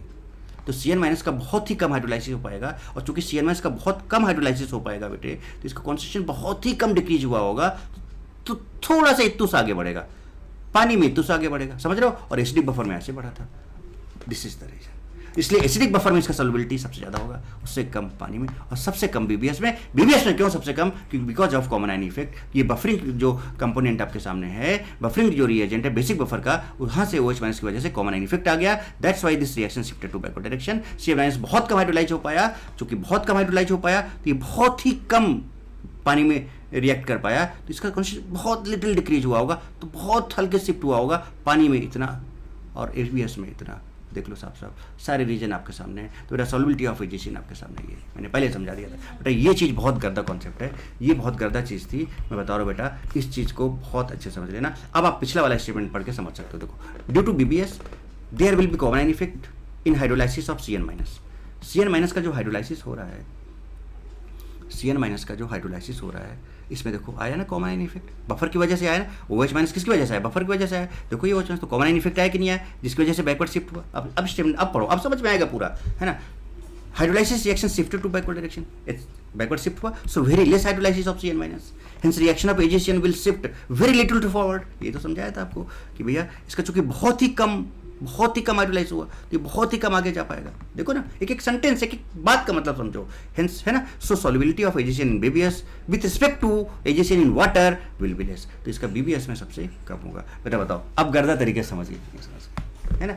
तो ये चीज आपके सामने आई, comparison. So comparison of solubility of NaCN in acidic, basic और वाटर, हालांकि बता दिया हूं, फिर भी आप एक बार देख लो ये आपका ऑर्डर आया कि नहीं आया। Solubility order of AgCN acidic buffer में सबसे ज्यादा, पानी में उससे कम, और सबसे कम बीबीएस में। अब बताओ बेटा, ऐसा क्वेश्चन अगर आपको दे दिया जाए, right order of solubility of AgCN in water, ABS, BBS और ऑप्शन ABCD, ऐसे ऐसे ग्रेड करके 4 ऑप्शन आपको दे दिए जाए, टिक मार दोगे ना खटाक से। बट इसके पहले ये बात समझ पाना, देखो आप ये चीज तो बहुत अच्छे से हो सकता है रिलेट कर पाते, बट यहाँ पर आपको थोड़ा सा दिक्कत हो सकती थी, है ना। तो इसलिए ये वाला जो एक्सप्लेनेशन है, ये सबसे इंपॉर्टेंट एक्सप्लेनेशन था कि बीबीएस में सबसे कम क्यों हो गया। इसको मैंने प्रॉपर रिएक्शन के थ्रू आपको समझाने की, सिखाने की कोशिश की है बेटे, समझाने की और सिखाने की कोशिश बेटा की है मैंने। तो आई होप बेटा अब आपने एकदम मस्त तरीके से बात को समझ ली होगी। और इसलिए अब एजीसीएन के बाद एनायनिक हाइड्रोलाइसिस ये हुआ था जहां भी हुआ था। अब हम बात करेंगे नेक्स्ट कॉन्सेप्ट की, and that concept will be concept of solubility, है ना, of salt when cation hydrolysed. बेटा कॉन्सेप्ट उसी तरह से आगे बढ़ेगा, इसलिए ध्यान से समझते चले जाना और बढ़िया तरीके से इसको काम कंप्लीट करना है, राइट बेटे। तो मजा आ रही ना बेटे, एंजॉय कर रहे हो ना एकदम मस्त और जबरदस्त तरीके से, कहीं पर भी कोई दिक्कत नहीं आ रही है, क्योंकि इसके पहले जो भी चीजें इसमें यूज हो रही है वो सब पहले मैं ऑलरेडी आपको करा चुका हूं। तो मुझे नहीं लगता कि आपको 0.00001% भी दिक्कत होगी। कमेंट बॉक्स में जरूर लिखना, कमेंट जरूर करना बेटा, मुझे आपके कमेंट का इंतजार रहता है। मैं आपके सारे कमेंट्स पढ़ता हूँ, और आपने देखा होगा मैं लाइक और हार्ट्स भी देता हूँ, है ना। और आपका कोई क्वेरी होता है तो मैं उसका जवाब भी देता हूँ, है ना। ये चीज आपने फील किया होगा, है ना। तो इसलिए एकदम इससे क्या होता है ना बेटा, बहुत हार्टली कनेक्शन हो जाता है, ठीक है। ऐसे करके आपके मुझे नाम भी याद होने लगते हैं, है ना, कि अच्छा अरे भाई, है ना, वरुण ने इतने सारे मैसेज किए, है ना, या फिर समझ लो। तो ऐसे करके फिर सारी चीज़ें हमें पता चल जाती हैं और लिंक चेक मतलब बिना देखे हुए बिना जाने पहचाने एक दूसरे को, है ना, ऐसा एक लिंक बन जाता है कि जैसे कि एकदम हम लोग, है ना, बहुत दिनों से एक दूसरे को जान रहे हों और बहुत अच्छी तरह से लिंक क्रिएट होता है बेटा। उससे क्या है ना कि पढ़ाई और भी अच्छे से आगे बढ़ती है, राइट। आपकी पढ़ाई अच्छी से बनती है और हमारी और मुझे उसका बहुत अच्छा मोटिवेशन मिलता है, हम आपसे लिंक फील होते हैं, है ना। और जब एक दूसरे से इंटर लिंक बनता है ना बेटे, तो क्या है ना, चीज़ें और भी बहुत अच्छी तरीके से आगे बढ़ती हैं, राइट। तो अभी इस बात को हम लोग समझते हैं, इस बात को हम आगे करते हैं, राइट बेटे, ओके। तो हम लोग बात करते हैं concept of solubility of salt when cation hydrolyse. Same सब कुछ वैसे ही रहेगा जो हमने अभी एनाइन की बात की, सारे कॉन्सेप्ट्स, कहीं पर कॉमन आयन इफेक्ट आएगा, है ना, कहीं पर हाइड्रोलाइसिस होगा, कहीं पर कुछ रिएक्शंस होंगी। एक्चुअली बेटा एक चीज बताऊं, पूरे आयनिक इक्विलिब्रियम में अगर आप एक चीज बहुत तगड़े से सीख गए, क्या, रिएक्शंस को एनालाइज करना कि एक्चुअली में हो क्या रहा है, कि सोल्यूशन के अंदर जो भी आयन्स उनके साथ क्या क्या हो सकता है, तो बेटा क्वेश्चन किसी भी तरह का हो आप कभी नहीं फंसोगे, सच बता रहा हूं बेटा। और ये आयनिक के लिए मैं आपको मूल मंत्र बता रहा हूं, कोई भी रिएक्शन हो उसमें जो भी रिएक्शन हो रहा है, उसके जो भी आयंस वगैरह फॉर्म हो रहे हैं, जो भी रिएक्शन हो रही है, बस उनको अगर आपने एनालाइज कर लिया कि फर्दर आगे वो क्या कर सकते हैं और कैसे कैसे क्या हो सकता है, देन आप आयोनिक का कोई सा भी क्वेश्चन बहुत तगड़े से सॉल्व। ये चीज आप यहाँ पर फील भी कर रहे हो कि चीजों को समझना कितना आसान है, देखो फटाफट आप समझते चले जा रहे हो, है ना, कहीं पर भी कोई दिक्कत नहीं हो सकती है ना। तो बढ़िया तरीके से समझना है बेटा, मस्त और जबरदस्त तरीके से, है ना। तो पहला केस हम जो लेने जा रहे हैं, that is solubility of ammonium chloride in water. अब मैंने अमोनियम क्लोराइड यहाँ पर क्यों लिया, हम बात तो कटायन की कर रहे थे, लिया हमने अमोनियम क्लोराइड, रीजन क्या है। तो बेटा जब आप अमोनियम क्लोराइड की बात करते हो, जब आप NH4Cl की बात करते हो, तो NH4Cl के अंदर कौन सा बेस है जरा बताना, NH4OH है, और यहाँ पर जो Cl है उसके अंदर कौन सा एसिड है, HCl है। This is strong acid and this is weak base, this is salt of strong acid and weak base, strong acid and weak base. तो अगर ये डिसोसिएट होगा बेटे, अगर ये सॉलिड है, आपने इसके सॉल्युबिलिटी की बात करनी है अगर ये डिसोसिएट होगा तो क्या देगा, NH4 प्लस देगा और प्लस Cl माइनस देगा, और Cl माइनस चूंकि स्ट्रॉन्ग से मिला आप देख रहे हो, इसलिए स्पेक्टेटर आयन होगा, ये रिएक्शन में पार्टिसिपेट नहीं करेगा। यानी अगर Cl माइनस को कोई भी आयन मिल जाए, कुछ भी इवन H प्लस भी मिल जाए, तब भी इसके साथ रिएक्ट नहीं करेगा। क्यों? क्योंकि अगर ये इसके साथ रिएक्ट करेगा तो क्या बनाता है, HCl बनाता, और ये वैसे स्ट्रॉन्ग एसिड है, ये तुरंत टूट जाएगा फिर से किसमें, H प्लस और Cl माइनस में। I hope you understand this, right. अब चूंकि NH4 प्लस जो है आपका, वो कहां से मिला है, वीक बेस से मिला है। देखो वीक बेस से मिला है बेटे, तो इसलिए वीक बेस से मिला है, तो ये जो NH4 प्लस है ये कैटायन है आपका, और अगर हाइड्रोलाइसिस होगा इन दोनों में तो किसका होगा, कैटायन का होगा। इसलिए हमने ऊपर हेडिंग क्या डाला था, कैटायन का केस लिया था। इतनी बात आप समझ गए। तो रिएक्शंस को बढ़िया से, चूंकि आपने एक केस पहले से बहुत अच्छे से समझ लिया है, तो ये केस भी गर्दा तरीके से थोड़ा सा जल्दी से हम समझ के आगे बढ़ते हैं। बहुत तेजी से बेटे आप ये काम कर सकते हो, और जरा देखिए वो काम क्या हो सकता है। चलिए पहले तो solubility of salt when cation hydrolysed, solubility of salt when cation hydrolysed. देखो ये cation hydrolysed, solubility of salt in water. सबसे पहले वाटर लेंगे, ABS लेंगे, BBS लेंगे, सबका कंपैरिजन करते हुए आगे बढ़ेंगे और चेक करेंगे, और न्यूमेरिकल अप्रोच भी आप देखते चले जाओ। अब बेटा इसको बहुत अच्छे से समझते चले जाओ, है ना, बहुत अच्छे से आप समझते चले जाओ, कहीं पर भी आपको दिक्कत नहीं होनी चाहिए। अगर आप सीरियसली बहुत अच्छे से ध्यान दोगे तो आपको कहीं पर भी दिक्कत नहीं होगी, बट अगर आप सीरियसली नहीं पढ़ोगे, चीजों को नहीं समझोगे, है ना, तो बेटा फिर कहानी गड़बड़ होगी, फिर तो आपको एक शायरी सुना देंगे, है ना। क्या तो आप सुनाई देते हैं आपको एक शायरी, है ना, कर ले किसी से बैर, कर ले किसी की बंदगी, कर ले किसी से बैर, कर ले किसी की बंदगी, जा सिमरन जा, जी ले अपनी जिंदगी, है ना। तो फिर अगर आप नहीं पढ़ोगे तो फिर आपको अलग जिंदगी अपनी जीनी होगी, बात समझ रहे हो ना। इसलिए पढ़ाई पर बहुत फोकस करो अच्छे से। तो अब देखो क्या है, चलिए बढ़ते हैं आगे, बात करते हैं। और क्या है देखो, solubility of salt in water, पानी में लिया, NH4Cl लिया, सॉलिड था बेटे, ये क्या था, ये सॉलिड था, ये देखिए, ठीक है। और ये डिकम्पोज हुआ NH4 प्लस और Cl minus, Cl minus Spectator ion, तो अब भूल जाओ इसके बारे में। तो Cl माइनस यानी इसका हाइड्रोलाइसिस तो हो नहीं सकता, काट दिया। देखो अब बता अमोनियम, तो आपको पता है कि पानी तो होता ही होता है, पानी यहाँ पर लिखा भी है, तो इसका मतलब अमोनियम आयन चूंकि वीक से मिला है इसलिए इसका हाइड्रोलाइसिस होगा। लिख डालो हाइड्रोलाइसिस का रिएक्शन, सिंपल, आप समझ चुके हो पहले से ही, है ना। तो NH4 plus HOH, H plus तो जाएगा नहीं, इसके पास क्या जाएगा, OH माइनस जाएगा, क्योंकि यहाँ प्लस है तो NH4OH बता देगा, और यहाँ पर H प्लस बन जाएगा। अब इसका चूंकि यहाँ पर बेस बन रहा है तो इसका जो KH का फॉर्मूला होगा वो क्या होगा, KW/KB, KW/KB, क्योंकि यहाँ बेस है, राइट। अब ये पहले कितना था बेटा, S था। देखो अमोनियम आयन पहले कितना था, S था, राइट, ये 0 था। इसके बाद यहां से S माइनस एक्स हो जाएगा, ये क्या हो जाएगा बेटा, S माइनस एक्स हो जाएगा, ये X और यहाँ पे X, ठीक है। अब इसका KH का फॉर्मूला लिखना चाहो तो आप KH का फॉर्मूला भी लिख सकते हो, सारी चीजें देख लो। तो बेटा बताओ इसका KSP का फॉर्मूला अगर हम लिखें तो क्या होगा, कॉन्सेंट्रेशन ऑफ, देखो KSP NH4Cl, concentration of NH4 plus into Cl minus, NH4 plus into Cl minus. ये अब देखो ये S नहीं रहेगा, कितना हो गया, S minus x, simultaneous equilibrium बहुत इंपॉर्टेंट है बेटा। है ना। ये मैंने आपको केमिकल में भी सिखाया, एनिक में भी सिखाया। तो चूंकि एस माइनस एक्स हो गया तो यहाँ भी एस माइनस एक्स हो जाएगा, तो अमोनिया माइन आपका एस माइनस एक्स हो गया, एस माइनस एक्स हो गया, सीएल माइनस आपका एस है, ये आ गया पहला इक्वेशन आपके सामने। अब इसका के एच का फॉर्मूला क्या होगा, constitution of this into this, देखो NH4OH into H plus divide by NH4 plus, देखो NH4 प्लस। अब यहाँ पर NH4OH कितना x है, H प्लस कितना x है, तो x स्क्वायर हो गया, by NH4 plus S minus x है, तो यहाँ ये आ गया। दो इक्वेशन है, फाइंड S एंड x, और आप यहाँ से आप इसका सॉल्युबिलिटी फाइंड कर सकते हो। सिंपल तरीका ये है, राइट। अब बेटा बताओ, जब आपने पानी के साथ इसका रिएक्शन कराया तो रिएक्शन थोड़ा सा आगे बढ़े ना। अब नो डाउट हो सकता है कि केएच का वैल्यू कम हो, केबी इसका अगर आप कोई वैल्यू ले लेते, लाइक अगर हम यहाँ पर इसका वैल्यू ये ले लेते कि KB NH4OH, अगर हम ये लेके चलते, जैसे हम पीछे HCN का लेकर चले थे, लेट इसका भी 10 to the power minus suppose 5 है, ये लेके चलते तो कितना होता है आपका 10 टू द पावर माइनस 14। और चूंकि वीक है तो बेटा कुछ ना कुछ कम ही वैल्यू मिलेगा आपको हमेशा, ये माइनस करके, है ना, KW/KB, और ये आपका आ जाएगा कितना 10 टू द पावर माइनस 9 आ जाएगा कि नहीं आ जाएगा, बोलो बेटे। तो इसका जो KH का वैल्यू आया वो कुछ 10 टू द पावर माइनस 9 आया। क्लियर बेटे। तो अब ये काफी कम वैल्यू है, इसलिए इसका हाइड्रोलाइसिस बहुत कम हो पाएगा, तो इसका कॉन्सेंट्रेशन डिक्रीज होगा, बट कम होगा, कम डिक्रीज होगा, ठीक है। तो डिक्रीज तो हुआ, तो डिक्रीज हुआ तो अकॉर्डिंग टू ली कैलकुलस हमें इसको बढ़ाना पड़ेगा, NH4 प्लस को यहाँ पर बढ़ाने के लिए थोड़ा सा आगे जाना पड़ेगा।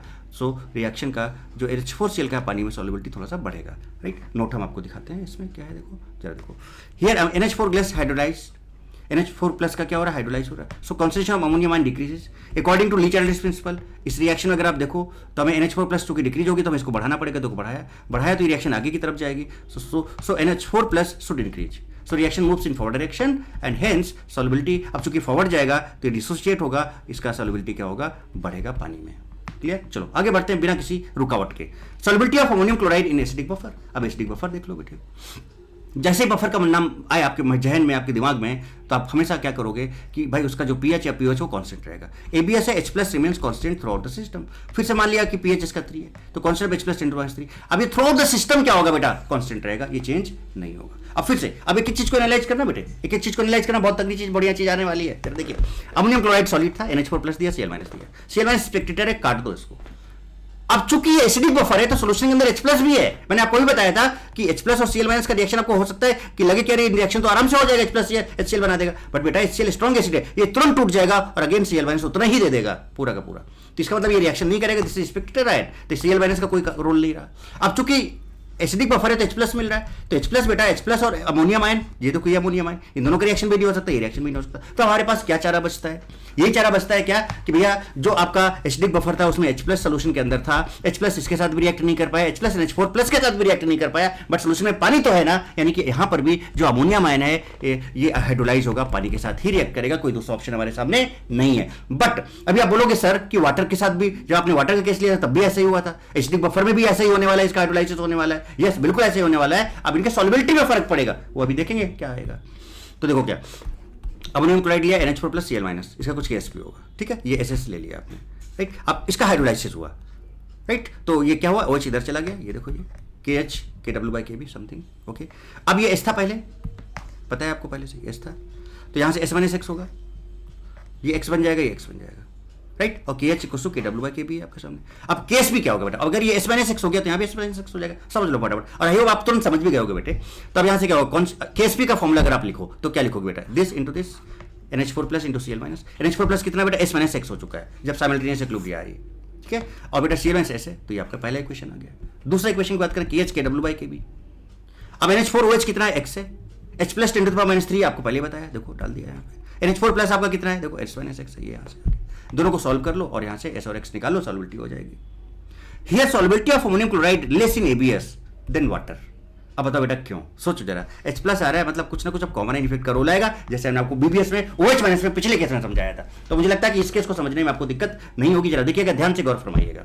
देखिए explanation of less solubility of ammonium chloride in acidic buffer solution with respect to water, कि भैया ABS में सॉल्युबिलिटी NH4Cl का कम क्यों हो गया पानी के रिस्पेक्ट में, जबकि दोनों में अमोनिया माइन का हाइड्रोलाइसिस हो रहा था। यही चीज है ना। तो फिर से वही बात है कि भैया अगर आप बेसिक एसिडिक बफर ले रहे हो बेटे, तो कुछ ना कुछ यहाँ पर बफरिंग रिएजेंट होगा, वो बफरिंग रिएजेंट आपका ये है जिसकी वजह से pH कांस्टेंट बना हुआ है, कितना 10 to the power, pH is basically बेटा 3, ये थोड़ा सा pH इज बेसिकली 3 है। तो यहाँ से जो H प्लस आयन का कॉन्सेंट्रेशन आएगा, H plus ion that will be 10 to the power minus 3, right बेटे। अब जरा देखिएगा ध्यान से, गौर फरमाइएगा, देखिएगा ये पूरी से पूरी यहाँ से यहाँ तक की रिएक्शन को पूरा एनालाइज करना है, यहाँ से यहाँ तक की पूरी रिएक्शन को एनालाइज करना है, राइट। जरा देखिएगा एसिटिक एसिड था बेटे, ये देखो एसिटिक एसिड CH3CO- देगा, H+ देगा, दिया ना H+ इसने। और जब आप अमोनियम आयन का हाइड्रोलाइसिस करा रहे हो तो यहाँ भी H+ है कि नहीं बेटे। अभी जब आपने अमोनियम आयन का हाइड्रोलाइसिस कराया, अभी आपने जस्ट अमोनियम आयन का हाइड्रोलाइसिस जब कराया तो देखो यहाँ पर भी H+ है कि नहीं है। और चूंकि बफर है तो बफर में क्या है, बफरिंग रिएजेंट आपने देखा कि नहीं देखा बेटा, बफरिंग रिएजेंट आपका ये है, तो यहाँ से एसिटिक एसिड भी तो H+ दे रहा है, तो इस H+ की वजह से इसमें कॉमन आयन इफेक्ट आ जाएगा कि नहीं आ जाएगा। So this reaction will shift in backward direction, और अगर ये बैकवर्ड डायरेक्शन में होगा तो बेटा देखो रिएक्शन चूंकि इक्विलिब्रियम में तो फॉरवर्ड बैकवर्ड दोनों होंगे, यानी इसका हाइड्रोलाइसिस तो होगा, चूंकि बैकवर्ड डायरेक्शन में शिफ्ट हो जा रहा है, इसका मतलब वाटर के रिस्पेक्ट में ये रिएक्शन जो अमोनियम आयन है इसका बहुत कम हाइड्रोलाइसिस हो पाएगा। और अगर इसका बहुत कम हाइड्रोलाइसिस हो पाएगा तो देखो इसकी हाइड्रोलाइसिस बहुत कम हो पाएगा, तो आप यहां पर अमोनियम आयन का कॉन्सेंट्रेशन देखो सॉल्युबिलिटी प्रोडक्ट के लिए, तो ये बहुत ही कम डिक्रीज हुआ क्योंकि बहुत कम हाइड्रोलाइसिस हो पाया। तो नो डाउट इसको बढ़ाने के लिए लीच एट लेस क्या करेंगे, थोड़ा सा इसको आगे बढ़ाना चाहेंगे, बट ये उतना आगे नहीं बढ़ेगा। जैसे पानी में अगर ये इतना बढ़ रहा था तो एसिडिक बफर में ये इतना बढ़ेगा, इसलिए जो सॉल्युबिलिटी इसका ABS में होगा क्या होगा, hence solubility of NH4Cl in ABS decreases due to common ion effect of H+, hydrolysis of ammonium ion will be less, कम हुआ कि नहीं कम हुआ, and reaction shifted to backward direction, गया कि नहीं गया बेटे, है ना। तो ये रीजन आपके सामने है। सिमिलरली यही चीज हमने आपको बेसिक बफर में किस में दिया था, N में रीजन दिया था। तो आई होप आप एकदम गर्दा तरीके से समझ गए बेटे इस बात को, है ना। यहाँ तक अब आगे बात करते हैं। तो हमने क्या किया, अब BBS का नंबर आया, उसके बाद फिर कंपैरिजन करेंगे, राइट। तो solubility of NH4Cl in basic buffer, अब देखिए इसमें क्या मजा आएगी। अच्छा एक चीज बताओ, इसके पहले अभी हमने क्या सीखा कि अगर हम सॉल्युबिलिटी की बात करें NH4Cl की तो पानी में ज्यादा है और ABS में कम है, ABS में कम है, यही तो अभी हमने रिजल्ट निकाला था। अब बेसिक में देख लेते हैं और तो सीक्वेंस भी पता चल जाएगा हमको। देखिए जरा solubility of NH4Cl in basic buffer, simple OH- constant रहेगा throughout the system, OH-, पता है आपको, pH इसका 3 है तो OH- 10⁻³ हो जाएगा, थ्रू आउट द सिस्टम इतना ही रहेगा। लो Kb ऑफ NH4OH हमने ले लिया 10⁻⁵ ले लिया, जैसे कि पीछे भी बताया था। तो ये सारी चीज कहानी पहले भी समझा चुका हूं, इसलिए आगे बढ़ जाते हैं, फटाफट रिएक्शन देखते हैं, एनालाइज करते हैं। और रिएक्शन को देखते ही बता देना अभी तक आपने क्या रिजल्ट निकाला है कि सॉल्युबिलिटी NH4Cl का पानी में ज्यादा होगा, ABS में कम होगा। BBS कहां आएगा, इधर आएगा या इधर आएगा, अभी आप खुद देखते ही बता दो कि क्या होने वाला है। जरा देखो NH4Cl सॉलिड था, Cl में गया, NH4+ में गया। सबसे पहले एनालाइज करो, चूंकि बेसिक बफर है, BBS है बेटा तो OH- होगा। अब ये देखो कि आयन क्या कर सकते हैं बेटा, ये तो स्पेक्टेटर है, फिर से वही, ये कुछ होगा नहीं, और वैसे भी OH- है तो माइनस रिएक्ट करेगा नहीं, ये चीज ये स्पेक्टेटर। बट OH- अगर है तो बेटा वो जो OH- बफर का है वो इस H4+ के साथ तो रिएक्ट कर सकता है, तो यहां पर हाइड्रोलाइसिस ना होके NH4+ और OH- का रिएक्शन हो जाएगा बेटे।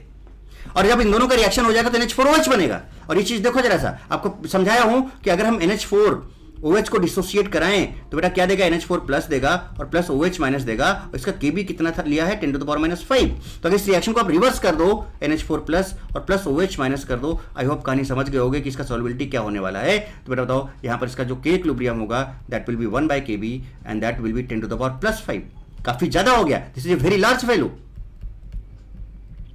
Very large value. और अगर ये वैल्यू काफी ज्यादा हो गई बेटे, अगर ये वैल्यू काफी ज्यादा है, इसका मतलब रिएक्शन बहुत तेजी से आगे जाएगा। अरे भाई साहब गजब हो गया, नीचे हो गया कहानी गजब। तो अगर ये रिएक्शन बहुत तेजी से आगे जाएगा बेटे, इसका मतलब NH4 जो प्लस है ये ऑलमोस्ट खत्म हो जाएगा, यानी S था तो S खत्म हो जाएगा। चूंकि हम 0 लिख नहीं सकते हैं इसलिए हमने इसको Y लिखा। चूंकि ये रिएक्शन बहुत तेजी से फॉरवर्ड जाएगा, यानी कॉन्सेंट्रेशन ऑफ अमोनियम बहुत तेजी से डिक्रीज होगा, और अगर अमोनियम आयन का कॉन्सेंट्रेशन बहुत तेजी से डिक्रीज हुआ तो लीच एटलीस्ट को बढ़ाना चाहेंगे, बढ़ाने के लिए इसकी तरफ जाना चाहेंगे, तो रिएक्शन बहुत तेजी से इधर जाएगी और ये बहुत तेजी से टूटेगा, तो इसका सॉल्युबिलिटी बहुत तेजी से इंक्रीज होने वाला है। अब बताओ बेटा BBS का केस है, इसका मतलब ये कह सकते हैं कि solubility of NH4Cl in BBS सबसे ज्यादा होगा, उसके बाद फिर पानी का नंबर आएगा, उसके बाद फिर सॉल्युबिलिटी ABS। अब बताओ बेटा जब एनायन हाइड्रोलाइज हो रहा था तो आप याद करो ABS पहले था, फिर वाटर था, फिर BBS था, इसमें एग्जस्ट उल्टा हो गया उसका, कहानी समझ रहे हो। तो देखो प्रॉपर रीजन के साथ, अब ये रट्टा तो नहीं मार सकते ना बेटे ये सारी चीजें, तो इनको लॉजिक से ही समझना होगा आपको। और चूंकि ये सारी चीजें एनालाइज कर रहे हो तो ये आपका यहां से न्यूमेरिकल अप्रोच भी आ रहा है, और मैंने न्यूमेरिकल्स फ्रेम किए हैं, आपको दिखाया है रिजल्ट दिखला जा सेक्शन में, तो न्यूमेरिकल्स भी सॉल्व करेंगे, थ्योरेटिकल क्वेश्चन भी बनाए हैं मैंने, वो भी सॉल्व करेंगे, यही सारी चीजें वहां पर आने वाली हैं। ठीक है, तो अब थोड़ा सा पानी पीते हैं और उसके बाद आगे बात करते हैं।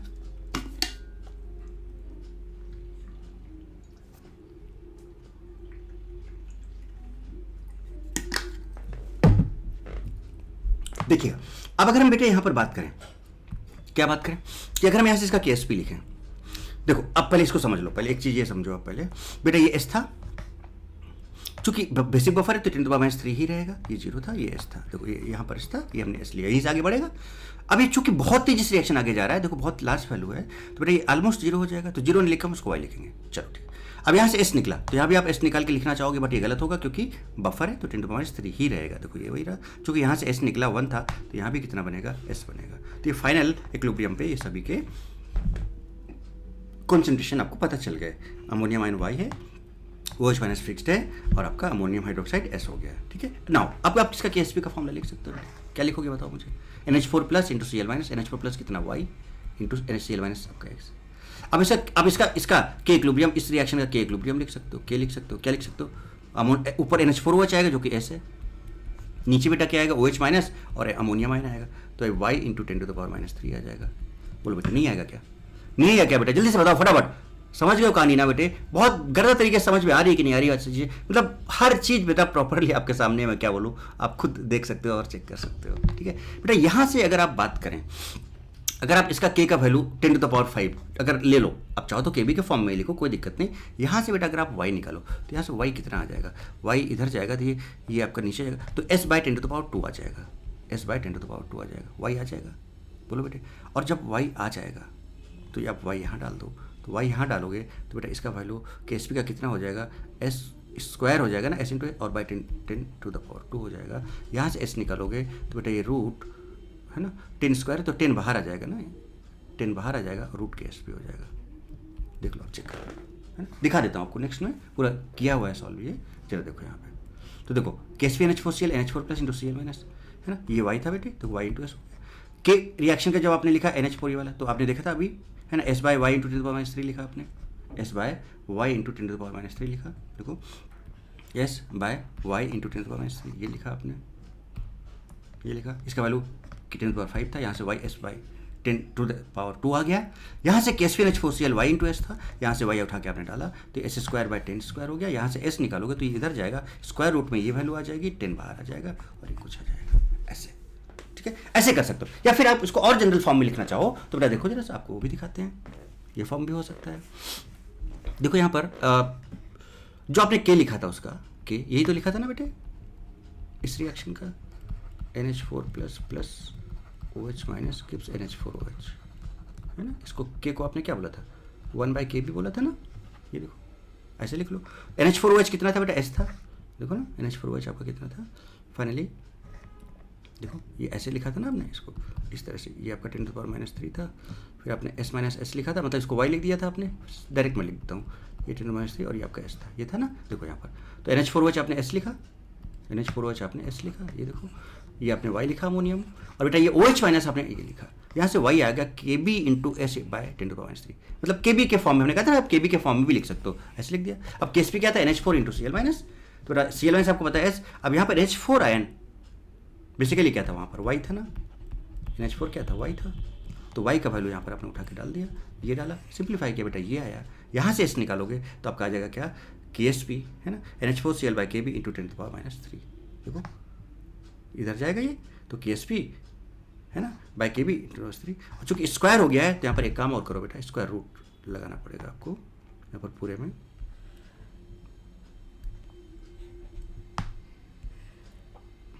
और ये जो 10⁻³ है ना बेटे, ये 10⁻³ ये कंसेंट्रेशन ऑफ OH माइनस था ना, तो वहाँ पर आप कंसेंट्रेशन ऑफ OH माइनस लिख सकते हो।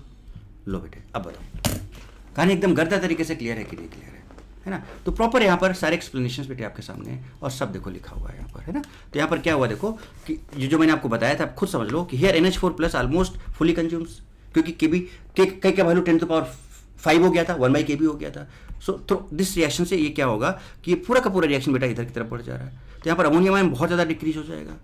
सो अकॉर्डिंग टू लीच-एटलेस प्रिंसिपल आप सॉल्युबिलिटी वाले रिएक्शन में चले जाओ, क्योंकि बहुत ज़्यादा डिक्रीज हो गया तो इसको बढ़ाने के लिए हमें इधर जाना होगा, तो इसका सॉल्युबिलिटी क्या होगा, इंक्रीज होगा। Ammonium ion should increase, reaction shifted to forward direction much more, है ना, hence solubility of ammonium chloride in BBS is maximum. तो यहाँ पर BBS में इसका सॉल्युबिलिटी क्या होगा, मैक्सिमम होगा। आप कंपैरिजन कर सकते हो आप यहाँ पे। So comparison of solubility of NH4Cl in acidic, basic and water, ठीक है। क्या होगा देखो, आप अभी बताया मैंने आपको कि बेटा BBS में सबसे ज़्यादा, ABS में सबसे कम। अच्छा ABS में सबसे कम क्यों, कि बेटा यहाँ पर कॉमन आयन इफेक्ट आ गया था H+ की वजह से, राइट।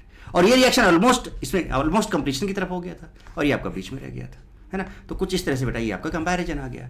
तो आप बताओ बेटा, आपने तीन केस दोनों एनायनिक हाइड्रोलाइसिस में तीनों केसेस देख लिए, कैटायनिक हाइड्रोलाइसिस में तीनों केसेस देख लिए। अब हम नेक्स्ट केस जो लेंगे वहां पर कैटायनिक एनायनिक दोनों का केस लेने वाले हैं, यानी हम salt of week acid and weak base लेने वाले हैं और वहां पर कंपैरिजन कैसे करेंगे, ये और मस्त केस होने वाला है। क्योंकि यहां पर देखना कैसे कंपैरिजन होगा, बड़ा तगड़ी चीज यहां पर अब आने वाली है, नेक्स्ट जो आने वाली है। ठीक है बेटे, तो यहां तक कहानी क्लियर है ना, एकदम मस्त तरीके से आगे बात की जाए, है ना। सो नेक्स्ट हमारा जो कॉन्सेप्ट होगा वो क्या होगा, जरा देख लें। Concept of solubility of salt when both cation and anion hydrolysed.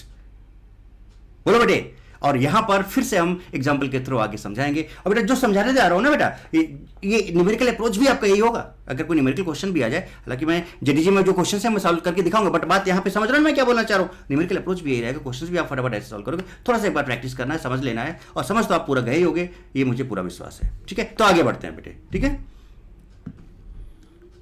So next part is solubility of. अब देखो मैंने सॉल्ट लिया क्या बेटा, solubility of CH3CONH4 in water.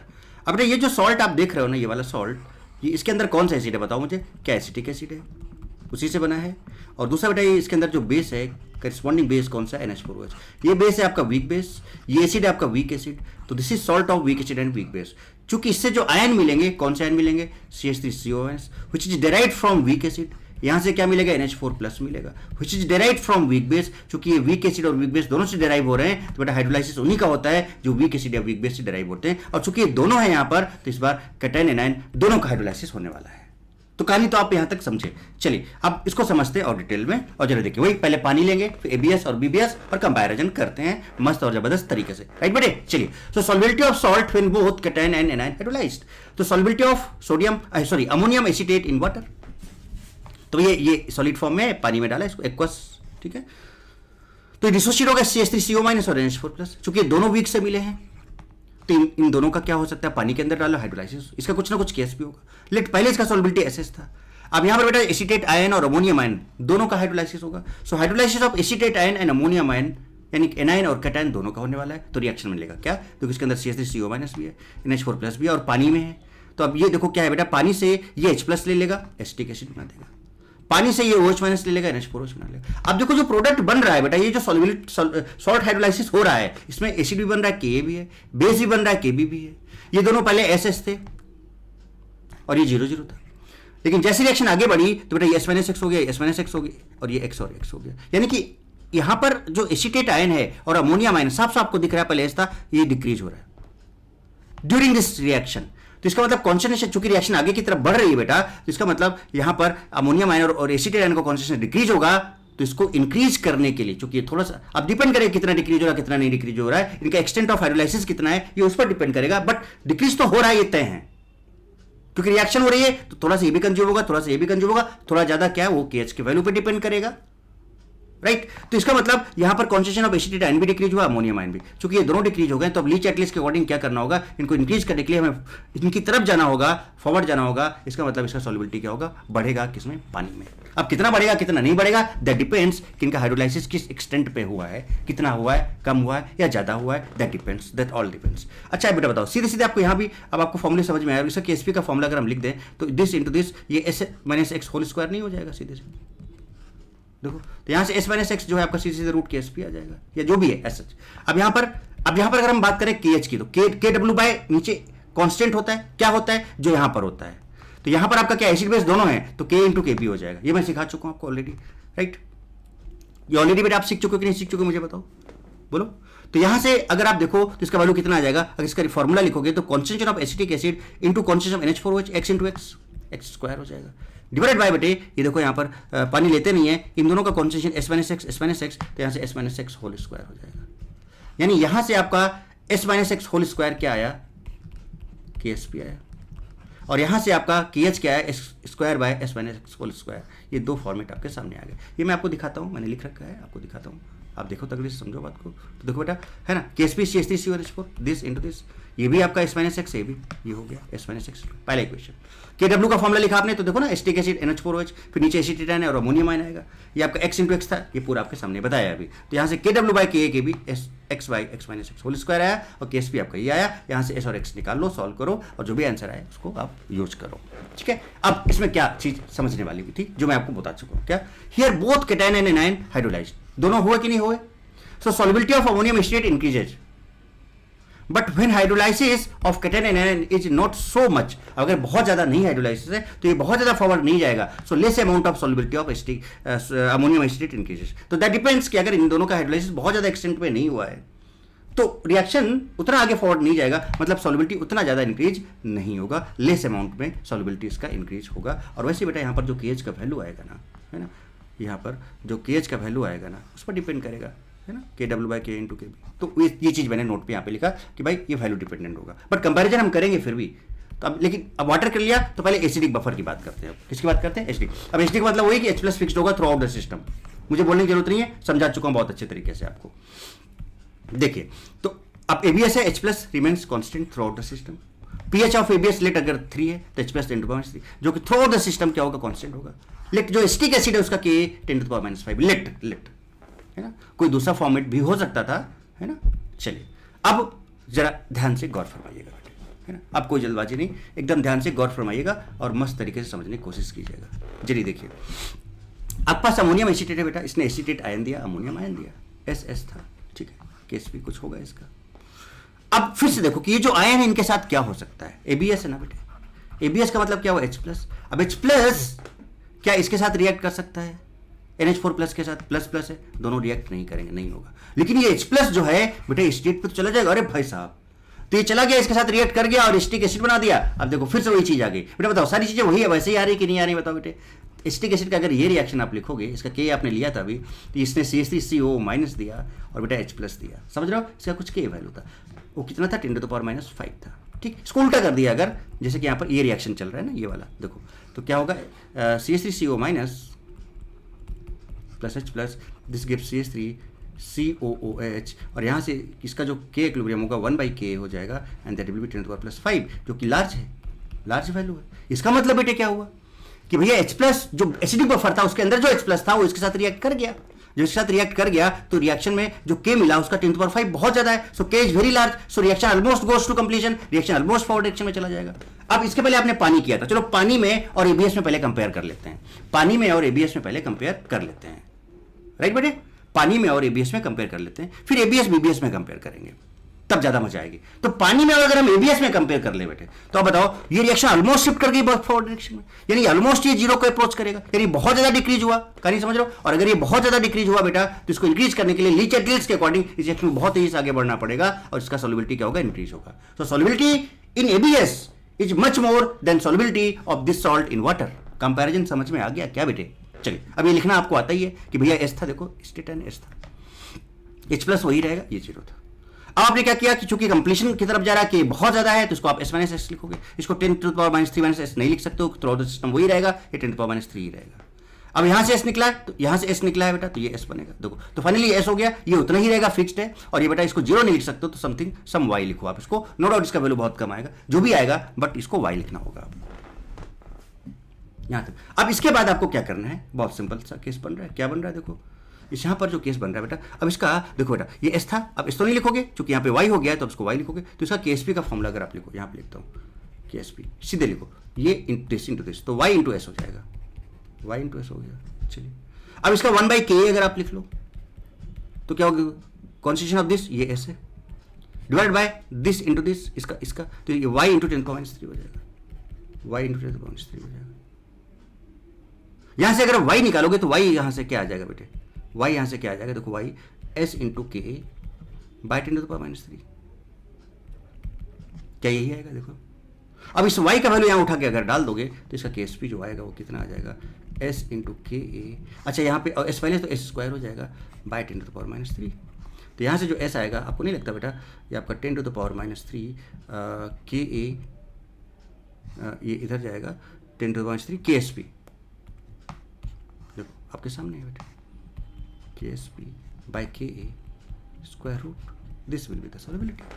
लो अब चाहो तो आप यहाँ पर K का वैल्यू भी डाल दो और सिंप्लीफाई. जैसे K यहाँ पर 10⁻⁵ है, 10⁻⁵ डालोगे तो ऊपर 10⁻⁸ हो जाएगा, बाहर निकालोगे तो 10⁻⁴ रूट KSP हो जाएगा. दैट डिपेंड्स कि आप कैसे करना चाहते हो उसको. बोलो बेटे, बोलो बेटे, कहानी क्लियर एकदम अच्छे से समझ में आ गई. चलिए इसको मैंने अब सॉल्व कर रखा है, दिखा देता हूँ आपको. कहाँ गया ये, कहाँ पहुँच गया? ये हो गया, ये दिस वन, यस देखो ये KsP3 है ना, CuNH4 ये Y इंटू एस हो गया, 1/K आपने अब ये लिखा, यहाँ से Y आपने ये निकाला Y, अब Y का वैल्यू यहाँ डाला, देखो ये आ गया, और यहाँ से ये आपका S का वैल्यू समझा दिया यहाँ पर। देखो अब यहाँ पर चूंकि एसीटेट आयन जो है ऑलमोस्ट जब उसका एक्सप्रेस के साथ रिएक्शन ऑलमोस्ट फॉरवर्ड रिएक्शन में चला गया था, इसलिए यहाँ पर सॉल्युबिलिटी CH3CuNH4 का काफ़ी ज़्यादा होगा, वो हम आपको नोट में दिखा देते हैं यहाँ पे। देखिए here CH3Cu minus almost fully consumes through this reaction, ये देखा था आपने। सो कॉन्सेंट्रेशन ऑफ एसिड बहुत ज्यादा डिक्रीज होगा, ऑलमोस्ट जीरो हो जाएगा। सो अकॉर्डिंग टू लीच एटलियस आप इसके सॉल्युबिलिटी वाले रिएक्शन में जाओ, चूंकि ये बहुत ज्यादा डिक्रीज हो गया है तो इस रिएक्शन को बहुत ज्यादा आगे बढ़ना पड़ेगा, इसकी तरफ जाना पड़ेगा, तो इसका सॉल्युबिलिटी बहुत बढ़ जाएगा। सो concentration of acetate ion should increase, reaction shifted to forward direction much more, बहुत ज्यादा फॉरवर्ड जाएगा, and hence solubility of ammonium acetate in ABS will be large। तो देखो बेटा ABS में solubility वाटर के रिस्पेक्ट में ज्यादा होगा, ये कंपैरिजन तो आ गया। अब नेक्स्ट कंपैरिजन अगर हम समझ लें कि ABS और BBS में कौन ज्यादा होगा कौन कम होगा, तो कहानी क्लियर हो जाएगी एकदम अच्छे से, तो कहानी एकदम गर्दा हो जाएगी।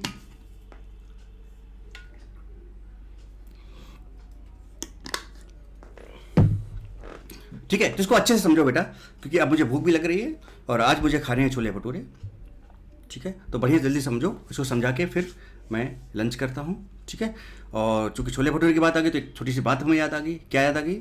भटूरे को देखकर मेरा दिल दीवाना बोले, भटूरे को देखकर मेरा दिल दीवाना बोले, छोले छोले छोले छोले छोले छोले। समझ रहे हो? तो इस तरह से शायरी के साथ है ना। एक्चुअली में अब मुझे सारांश इफेक्ट आ गया हमारे पास, हमारे अंदर कौन सा इफेक्ट आ गया? सारांश इफेक्ट आ गया है ना। सारांश जो है बहुत सारी शायरी सुनाता रहता था मुझे, तो मेरे अंदर जो इफेक्ट आ गया है, कौन सा इफेक्ट आ गया है? सारांश इफेक्ट आ गया है। चलिए अब आगे बात करते हैं सॉल्युबिलिटी ऑफ है ना अमोनियम एसिटेट। अब जल्दी से करो फटाफट है ना, ammonium acetate in basic buffer. अब भैया बेसिक बफर है तो OH माइनस जो होगा वो फिक्स होगा, कॉन्स्टेंट रहेगा, फिक्स रहेगा, कॉन्स्टेंट रहेगा। क्या चलो देखो, so solubility of ammonium acetate in basic buffer, OH minus remains constant throughout the system. बता चुका हूं, pOH अगर इसका 3 है तो OH माइनस 10⁻³ होगा, जो कि throughout the system constant रहेगा। KBNH4OH लेट 10⁻5 है, KBNH4OH लेट 10⁻5 है। बोलो बेटे, अरे बेटे कुछ तो बोले आप, कुछ बोले आप। अब जरा देखें, फिर से आपने इसका सॉल्युबिलिटी का रिएक्शन लिखा, ये S और ये S। अब आपके पास है OH माइनस, जरा देखो OH माइनस कहां जा सकता है? OH माइनस का रिएक्शन क्या इस एसिटेट के साथ हो सकता है? नहीं हो सकता है। लेकिन OH माइनस बेटा इस NH4 प्लस के पास, तो अरे भाई साहब इस NH4 प्लस के पास जा सकता है।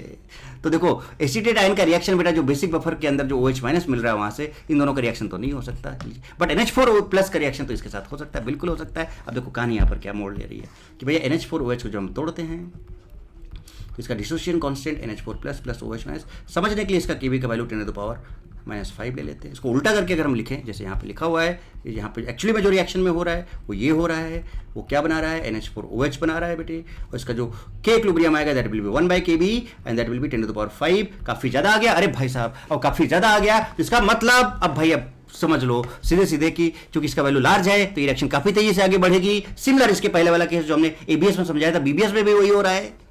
इसका मतलब बहुत कुछ डिपेंडेंट है किसके ऊपर? Kb के ऊपर और Ka के ऊपर डिपेंडेंट है ना, कि इनका वैल्यू क्या है उसके हिसाब से कितना आगे बढ़ेगा कितना। मान लो पहले पिछले वाले में 10⁵ था, मान लो यहाँ पे 10⁶ हो जाता तो ये ज्यादा आगे बढ़ जाता, तो इसमें सॉल्युबिलिटी BBS में ज्यादा हो जाता। समझ रहे हो ना क्या कहना चाह रहा हूं? तभी कंपैरिजन में आपको दिखा दूंगा क्या है। तो NH4 प्लस OH माइनस के साथ रिएक्ट करके बहुत तेजी से आगे बढ़ेगा, ये बहुत तेजी से डिक्रीज होगा, और अगर ये बहुत तेजी से डिक्रीज होगा तो इसको लिचेटलेस को बढ़ाना पड़ेगा, बढ़ाने के लिए इसकी तरफ जाना पड़ेगा, बहुत तेजी से आगे बढ़ना पड़ेगा। तो solubility of this salt in BBS also increases much more. तो K is very large, so reaction almost goes to completion. Okay, अब ये ऐसा है, ये तो फिक्स्ड है, ये 0 है। अब यहां से चूंकि almost goes, reaction almost goes to forward direction, तो ये ऑलमोस्ट 0 हो जाएगा, S माइनस S होगा, तो यहाँ 10⁻⁻S होगा, यहाँ ये S बन जाएगा। बट ये हो नहीं सकता क्योंकि ये फिक्स्ड है, तो ये इतना ही रहेगा, 10⁻³ रहेगा, इसको 0 लिख नहीं सकते, इसलिए Y लिखना होगा, और ये S है। नाउ अगेन सिंपल, अब इसका आप KSP का फॉर्मूला लिख लोगे तो क्या आएगा? S इंटू Y आएगा। इसका अगर आप KB 1/Kb का फॉर्मूला लिखोगे, देखो यहां से क्या आ जाएगा? S divided by Y into 10⁻³ बोलो बेटा, यहां से Y निकाल के क्या आप KSP के फॉर्मूले में डाल सकते हो क्या? सीधे दिखा दूं आपको, देखिए। तो बेटा इसका जो KSP का फॉर्मूला ये आया, यहां पर जो एसिटेट आयन है और जो अमोनियम आयन है, यहां पर आप देख सकते हो क्या कि जो आपका अमोनियम आयन है Y हो चुका है, एसिटेट आयन आपका जो है वो कितना है? देखो S है। चूंकि यहां पर ये Y हो चुका है इसलिए S ना होकर Y रहेगा, तो ये Y है और ये S है, तो Y और S डाल दो यहां पर। ठीक है, एक तो KSP का फॉर्मूला। 1/Kb क्या था? 1/Kb, अगर आप 1/Kb को देखो तो 1 बाई के बी NH4OH, यानी S divided by Y into 10 to power -3। तो यहाँ से देखो 1 बाई के बी एस डिवाइड, यस ये आ गया। यहाँ से आपका Y जो आएगा S इंटू के बी, वाई जो यहाँ से आएगा इधर ले जाओ तो एस इंटू के बी 10 टू पावर -3 आ जाएगा, और इस वाई का वैल्यू यहाँ डालोगे तो बेटा ये कुछ आएगा, एस स्क्वायर के बी बाई 10 टू पावर -3 आएगा। यहाँ से एस निकालोगे तो के एस पी बाई के बी इंटू 10 टू पावर -3 आएगा। अगर आप यहाँ पर के बी का वैल्यू, चूंकि के और के बी हमने सेम लिया है इसलिए कंफ्यूज मत होना, हमने जस्ट एग्जाम्पल लिया है यहाँ पर, तो आपका के एस पी और के बी अगर आप यहाँ पर 10 टू पावर 5 डालोगे, बात समझ रहे हो बेटे, 10 टू पावर -3 है तो ऊपर जाके 10 टू पावर -8 आ जाएगा, यानी 10 टू पावर -4 आपका बाहर आ जाएगा। क्लियर है ना बेटे, रूट के एस पी आ जाएगा, ऐसे हो सकता है। ठीक है, ओके नाउ तो अब नेक्स्ट हमारा कंडीशन क्या बोलता है, नेक्स्ट कंडीशन हमारा ये बोलता है, क्या बोलता है कि यार NH4 plus almost fully consumes through this reaction, so concentration of ammonium decreases much more and according to Le Chatelier's principle, इसको बढ़ाने के लिए हमें बहुत तेजी से आगे बढ़ना पड़ेगा, तो इसका जो सॉल्युबिलिटी होगा वो बहुत आगे बढ़ जाएगा। सो यहाँ पर देखो अमोनियम आयन शुड इंक्रीज, इधर जाओगे है ना, so reaction shifted to forward direction much more, so hence solubility of ammonium acetate in BBS will be large। Low ABS में भी बहुत लार्ज था, BBS में भी बहुत लार्ज है वाटर के रिस्पेक्ट में, यानी एक चीज तो कंफर्म हो गया कि सॉल्युबिलिटी इसका वाटर में तो कम होगा, किसके रिस्पेक्ट में, ABS एंड BBS के रिस्पेक्ट में। इतना तो ये सबसे लास्ट में जाएगा। अब बात आती है कि इन दोनों में कौन पहले आएगा कौन बाद में आएगा, तो उसके लिए वो वही के और के बी पर डिपेंड करेगा, वो मैं आपको कंपैरिजन पूरा डिटेल में समझा देता हूं, तो जरा देखिए ध्यान से। Comparison of solubility of ammonium acetate in acidic buffer and basic buffer, समझ रहे हो, हर चीज पकड़ पकड़ के आपके सामने रख रहा हूं, कोई टेंशन वाली बात नहीं है बेटे। तो जरा देखो जो जो रिजल्ट हमने निकाले थे मैं आपको पहले दिखाता हूं। Comparison of solubility of ammonium acetate in acidic and basic buffer, जब हमने SABS की बात की थी एसिडिक बफर में, तो यहां पर के आया था, KSP बाई के इंटू 10 टू पावर -3, वहां पर आपने H प्लस 10 टू पावर -3 लिया था। जब हमने BBS की बात की तो KSP बाई के भी आया था, और वहां पर OH माइनस 10 टू पावर -3 था। चलिए अगर आप ABS को ध्यान से देखो तो बेटा यहाँ पर सॉल्युबिलिटी ऑफ ABS और के में क्या रिलेशन है, इनवर्स रिलेशन है। देखो यहाँ पे अभी देखो कंपेयर कर रहा हूँ, ABS BBS को कंपेयर कर रहा हूँ। यहाँ पर अगर आप SBBS देखो सॉल्युबिलिटी इन बेसिक बफर में देखो तो बेटा KB में इनवर्स रिलेशन आ रहा है। सो सॉल्युबिलिटी डिपेंड्स ऑन 1 बाई के एंड 1 बाई KB वैल्यू, जो सॉल्युबिलिटी ABS और BBS में है वो 1 बाई के और 1 बाई KB पर डिपेंड करेगा, इनकी वैल्यू पर डिपेंड करेगा एसिडिक और बेसिक बफर में। अब केसेस बना लो, आप केसेस बना लो, मान लो कि अगर 1 बाई के का वैल्यू 1 बाई KB से ज्यादा है, तो अगर बेटा 1 बाई के का वैल्यू, जरा देखो यहां पर 1 बाई के, अगर 1 बाई के का वैल्यू इस 1 बाई KB से ज्यादा है, तो अगर ये ज्यादा है तो सॉल्युबिलिटी ABS में ज्यादा होगा, तो सॉल्युबिलिटी इन ABS। अगर 1 बाई के का वैल्यू 1 बाई KB से कम है, तो अगर 1 बाई के का वैल्यू यहां पर जो है इस 1 बाई KB से कम है तो इसका सॉल्युबिलिटी कम हो जाएगा, तो यानी ABS में कम हो जाएगा, BBS में ज्यादा हो जाएगा। और अगर दोनों का वैल्यू बराबर है 1 बाई के को 1 बाई KB, जैसे कि हमने अभी एग्जांपल लिया था जिसमें हमने बराबर लिया था, तो उस केस में 1 बाई के इक्वल्स टू 1 बाई KB, इसका मतलब इन दोनों का वैल्यू एग्जैक्टली सेम आ जाएगा। ये देखिए आपके सामने, या तो ये बात समझाया, समझे, बोलो बेटे। तो आप इसको ऐसे भी समझ सकते हो, कैसे समझ सकते हो जरा देखिए, कि मान लेते अब क्वेश्चन में तो आपको के भी दिया होगा ना, तो लेट के इज के ग्रेटर देन के बी, तो अगर के ग्रेटर देन के बी है बेटा तो 1 बाई के लेस देन 1 बाई के बी होगा, 1 by K A less than 1 by के, अच्छा पानी सबसे लास्ट में जाना है, तो 1 बाई के लेस देन 1 बाई के बी होगा। अब देखो एक चीज दिखाता हूं, ध्यान देना, यहीं पर आपको समझाता हूं, गड़बड़ नहीं करना है ना, एकदम अच्छे तरीके से सही तरीके से समझना है बात को, कैसे जरा देखो ध्यान से। अगर हम यहां पर बात करें, हमें पता है कि बेटा सॉल्युबिलिटी इन ABS कितना है, सॉल्युबिलिटी इन ABS कितना है, ABS यहां से आपको क्लियर हो जाएगा, under root KSP into 1 by K लिखें तो आपको और क्लियरिटी आएगी, into 10 to power -3। Solubility in BBS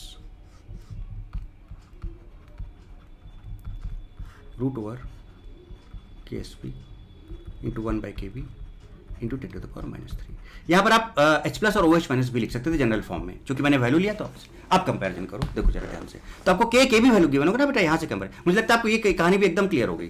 अब बताओ इफ के इज ग्रेटर देन KB, यानी 1 by K is less than 1 by KB, तो 1 by K a is less than 1 by KB, मतलब क्या हुआ कि अगर ये कम है तो SABS कम होगा ना, सो SABS देखो कम होगा, और अगर 1 बाई के कम है ना बेटा तो ये कम हो गया, इसका मतलब BBS वाला ज़्यादा हो गया, यानी कि SBBS ABS से ज़्यादा होगा, यानी SBBS is greater than ABS, और पानी लास्ट में जाना था क्योंकि यहाँ तो कंप्लीशन हुआ था दोनों रिएक्शन में। सिमिलरली इफ के लेस देन KB, तो 1 बाई के ग्रेटर देन 1 बाई KB हो जाएगा, अब 1 बाई के ज़्यादा हो गया यानी ABS का ज़्यादा हो जाएगा, सो ABS ग्रेटर देन BBS, पानी लास्ट में है।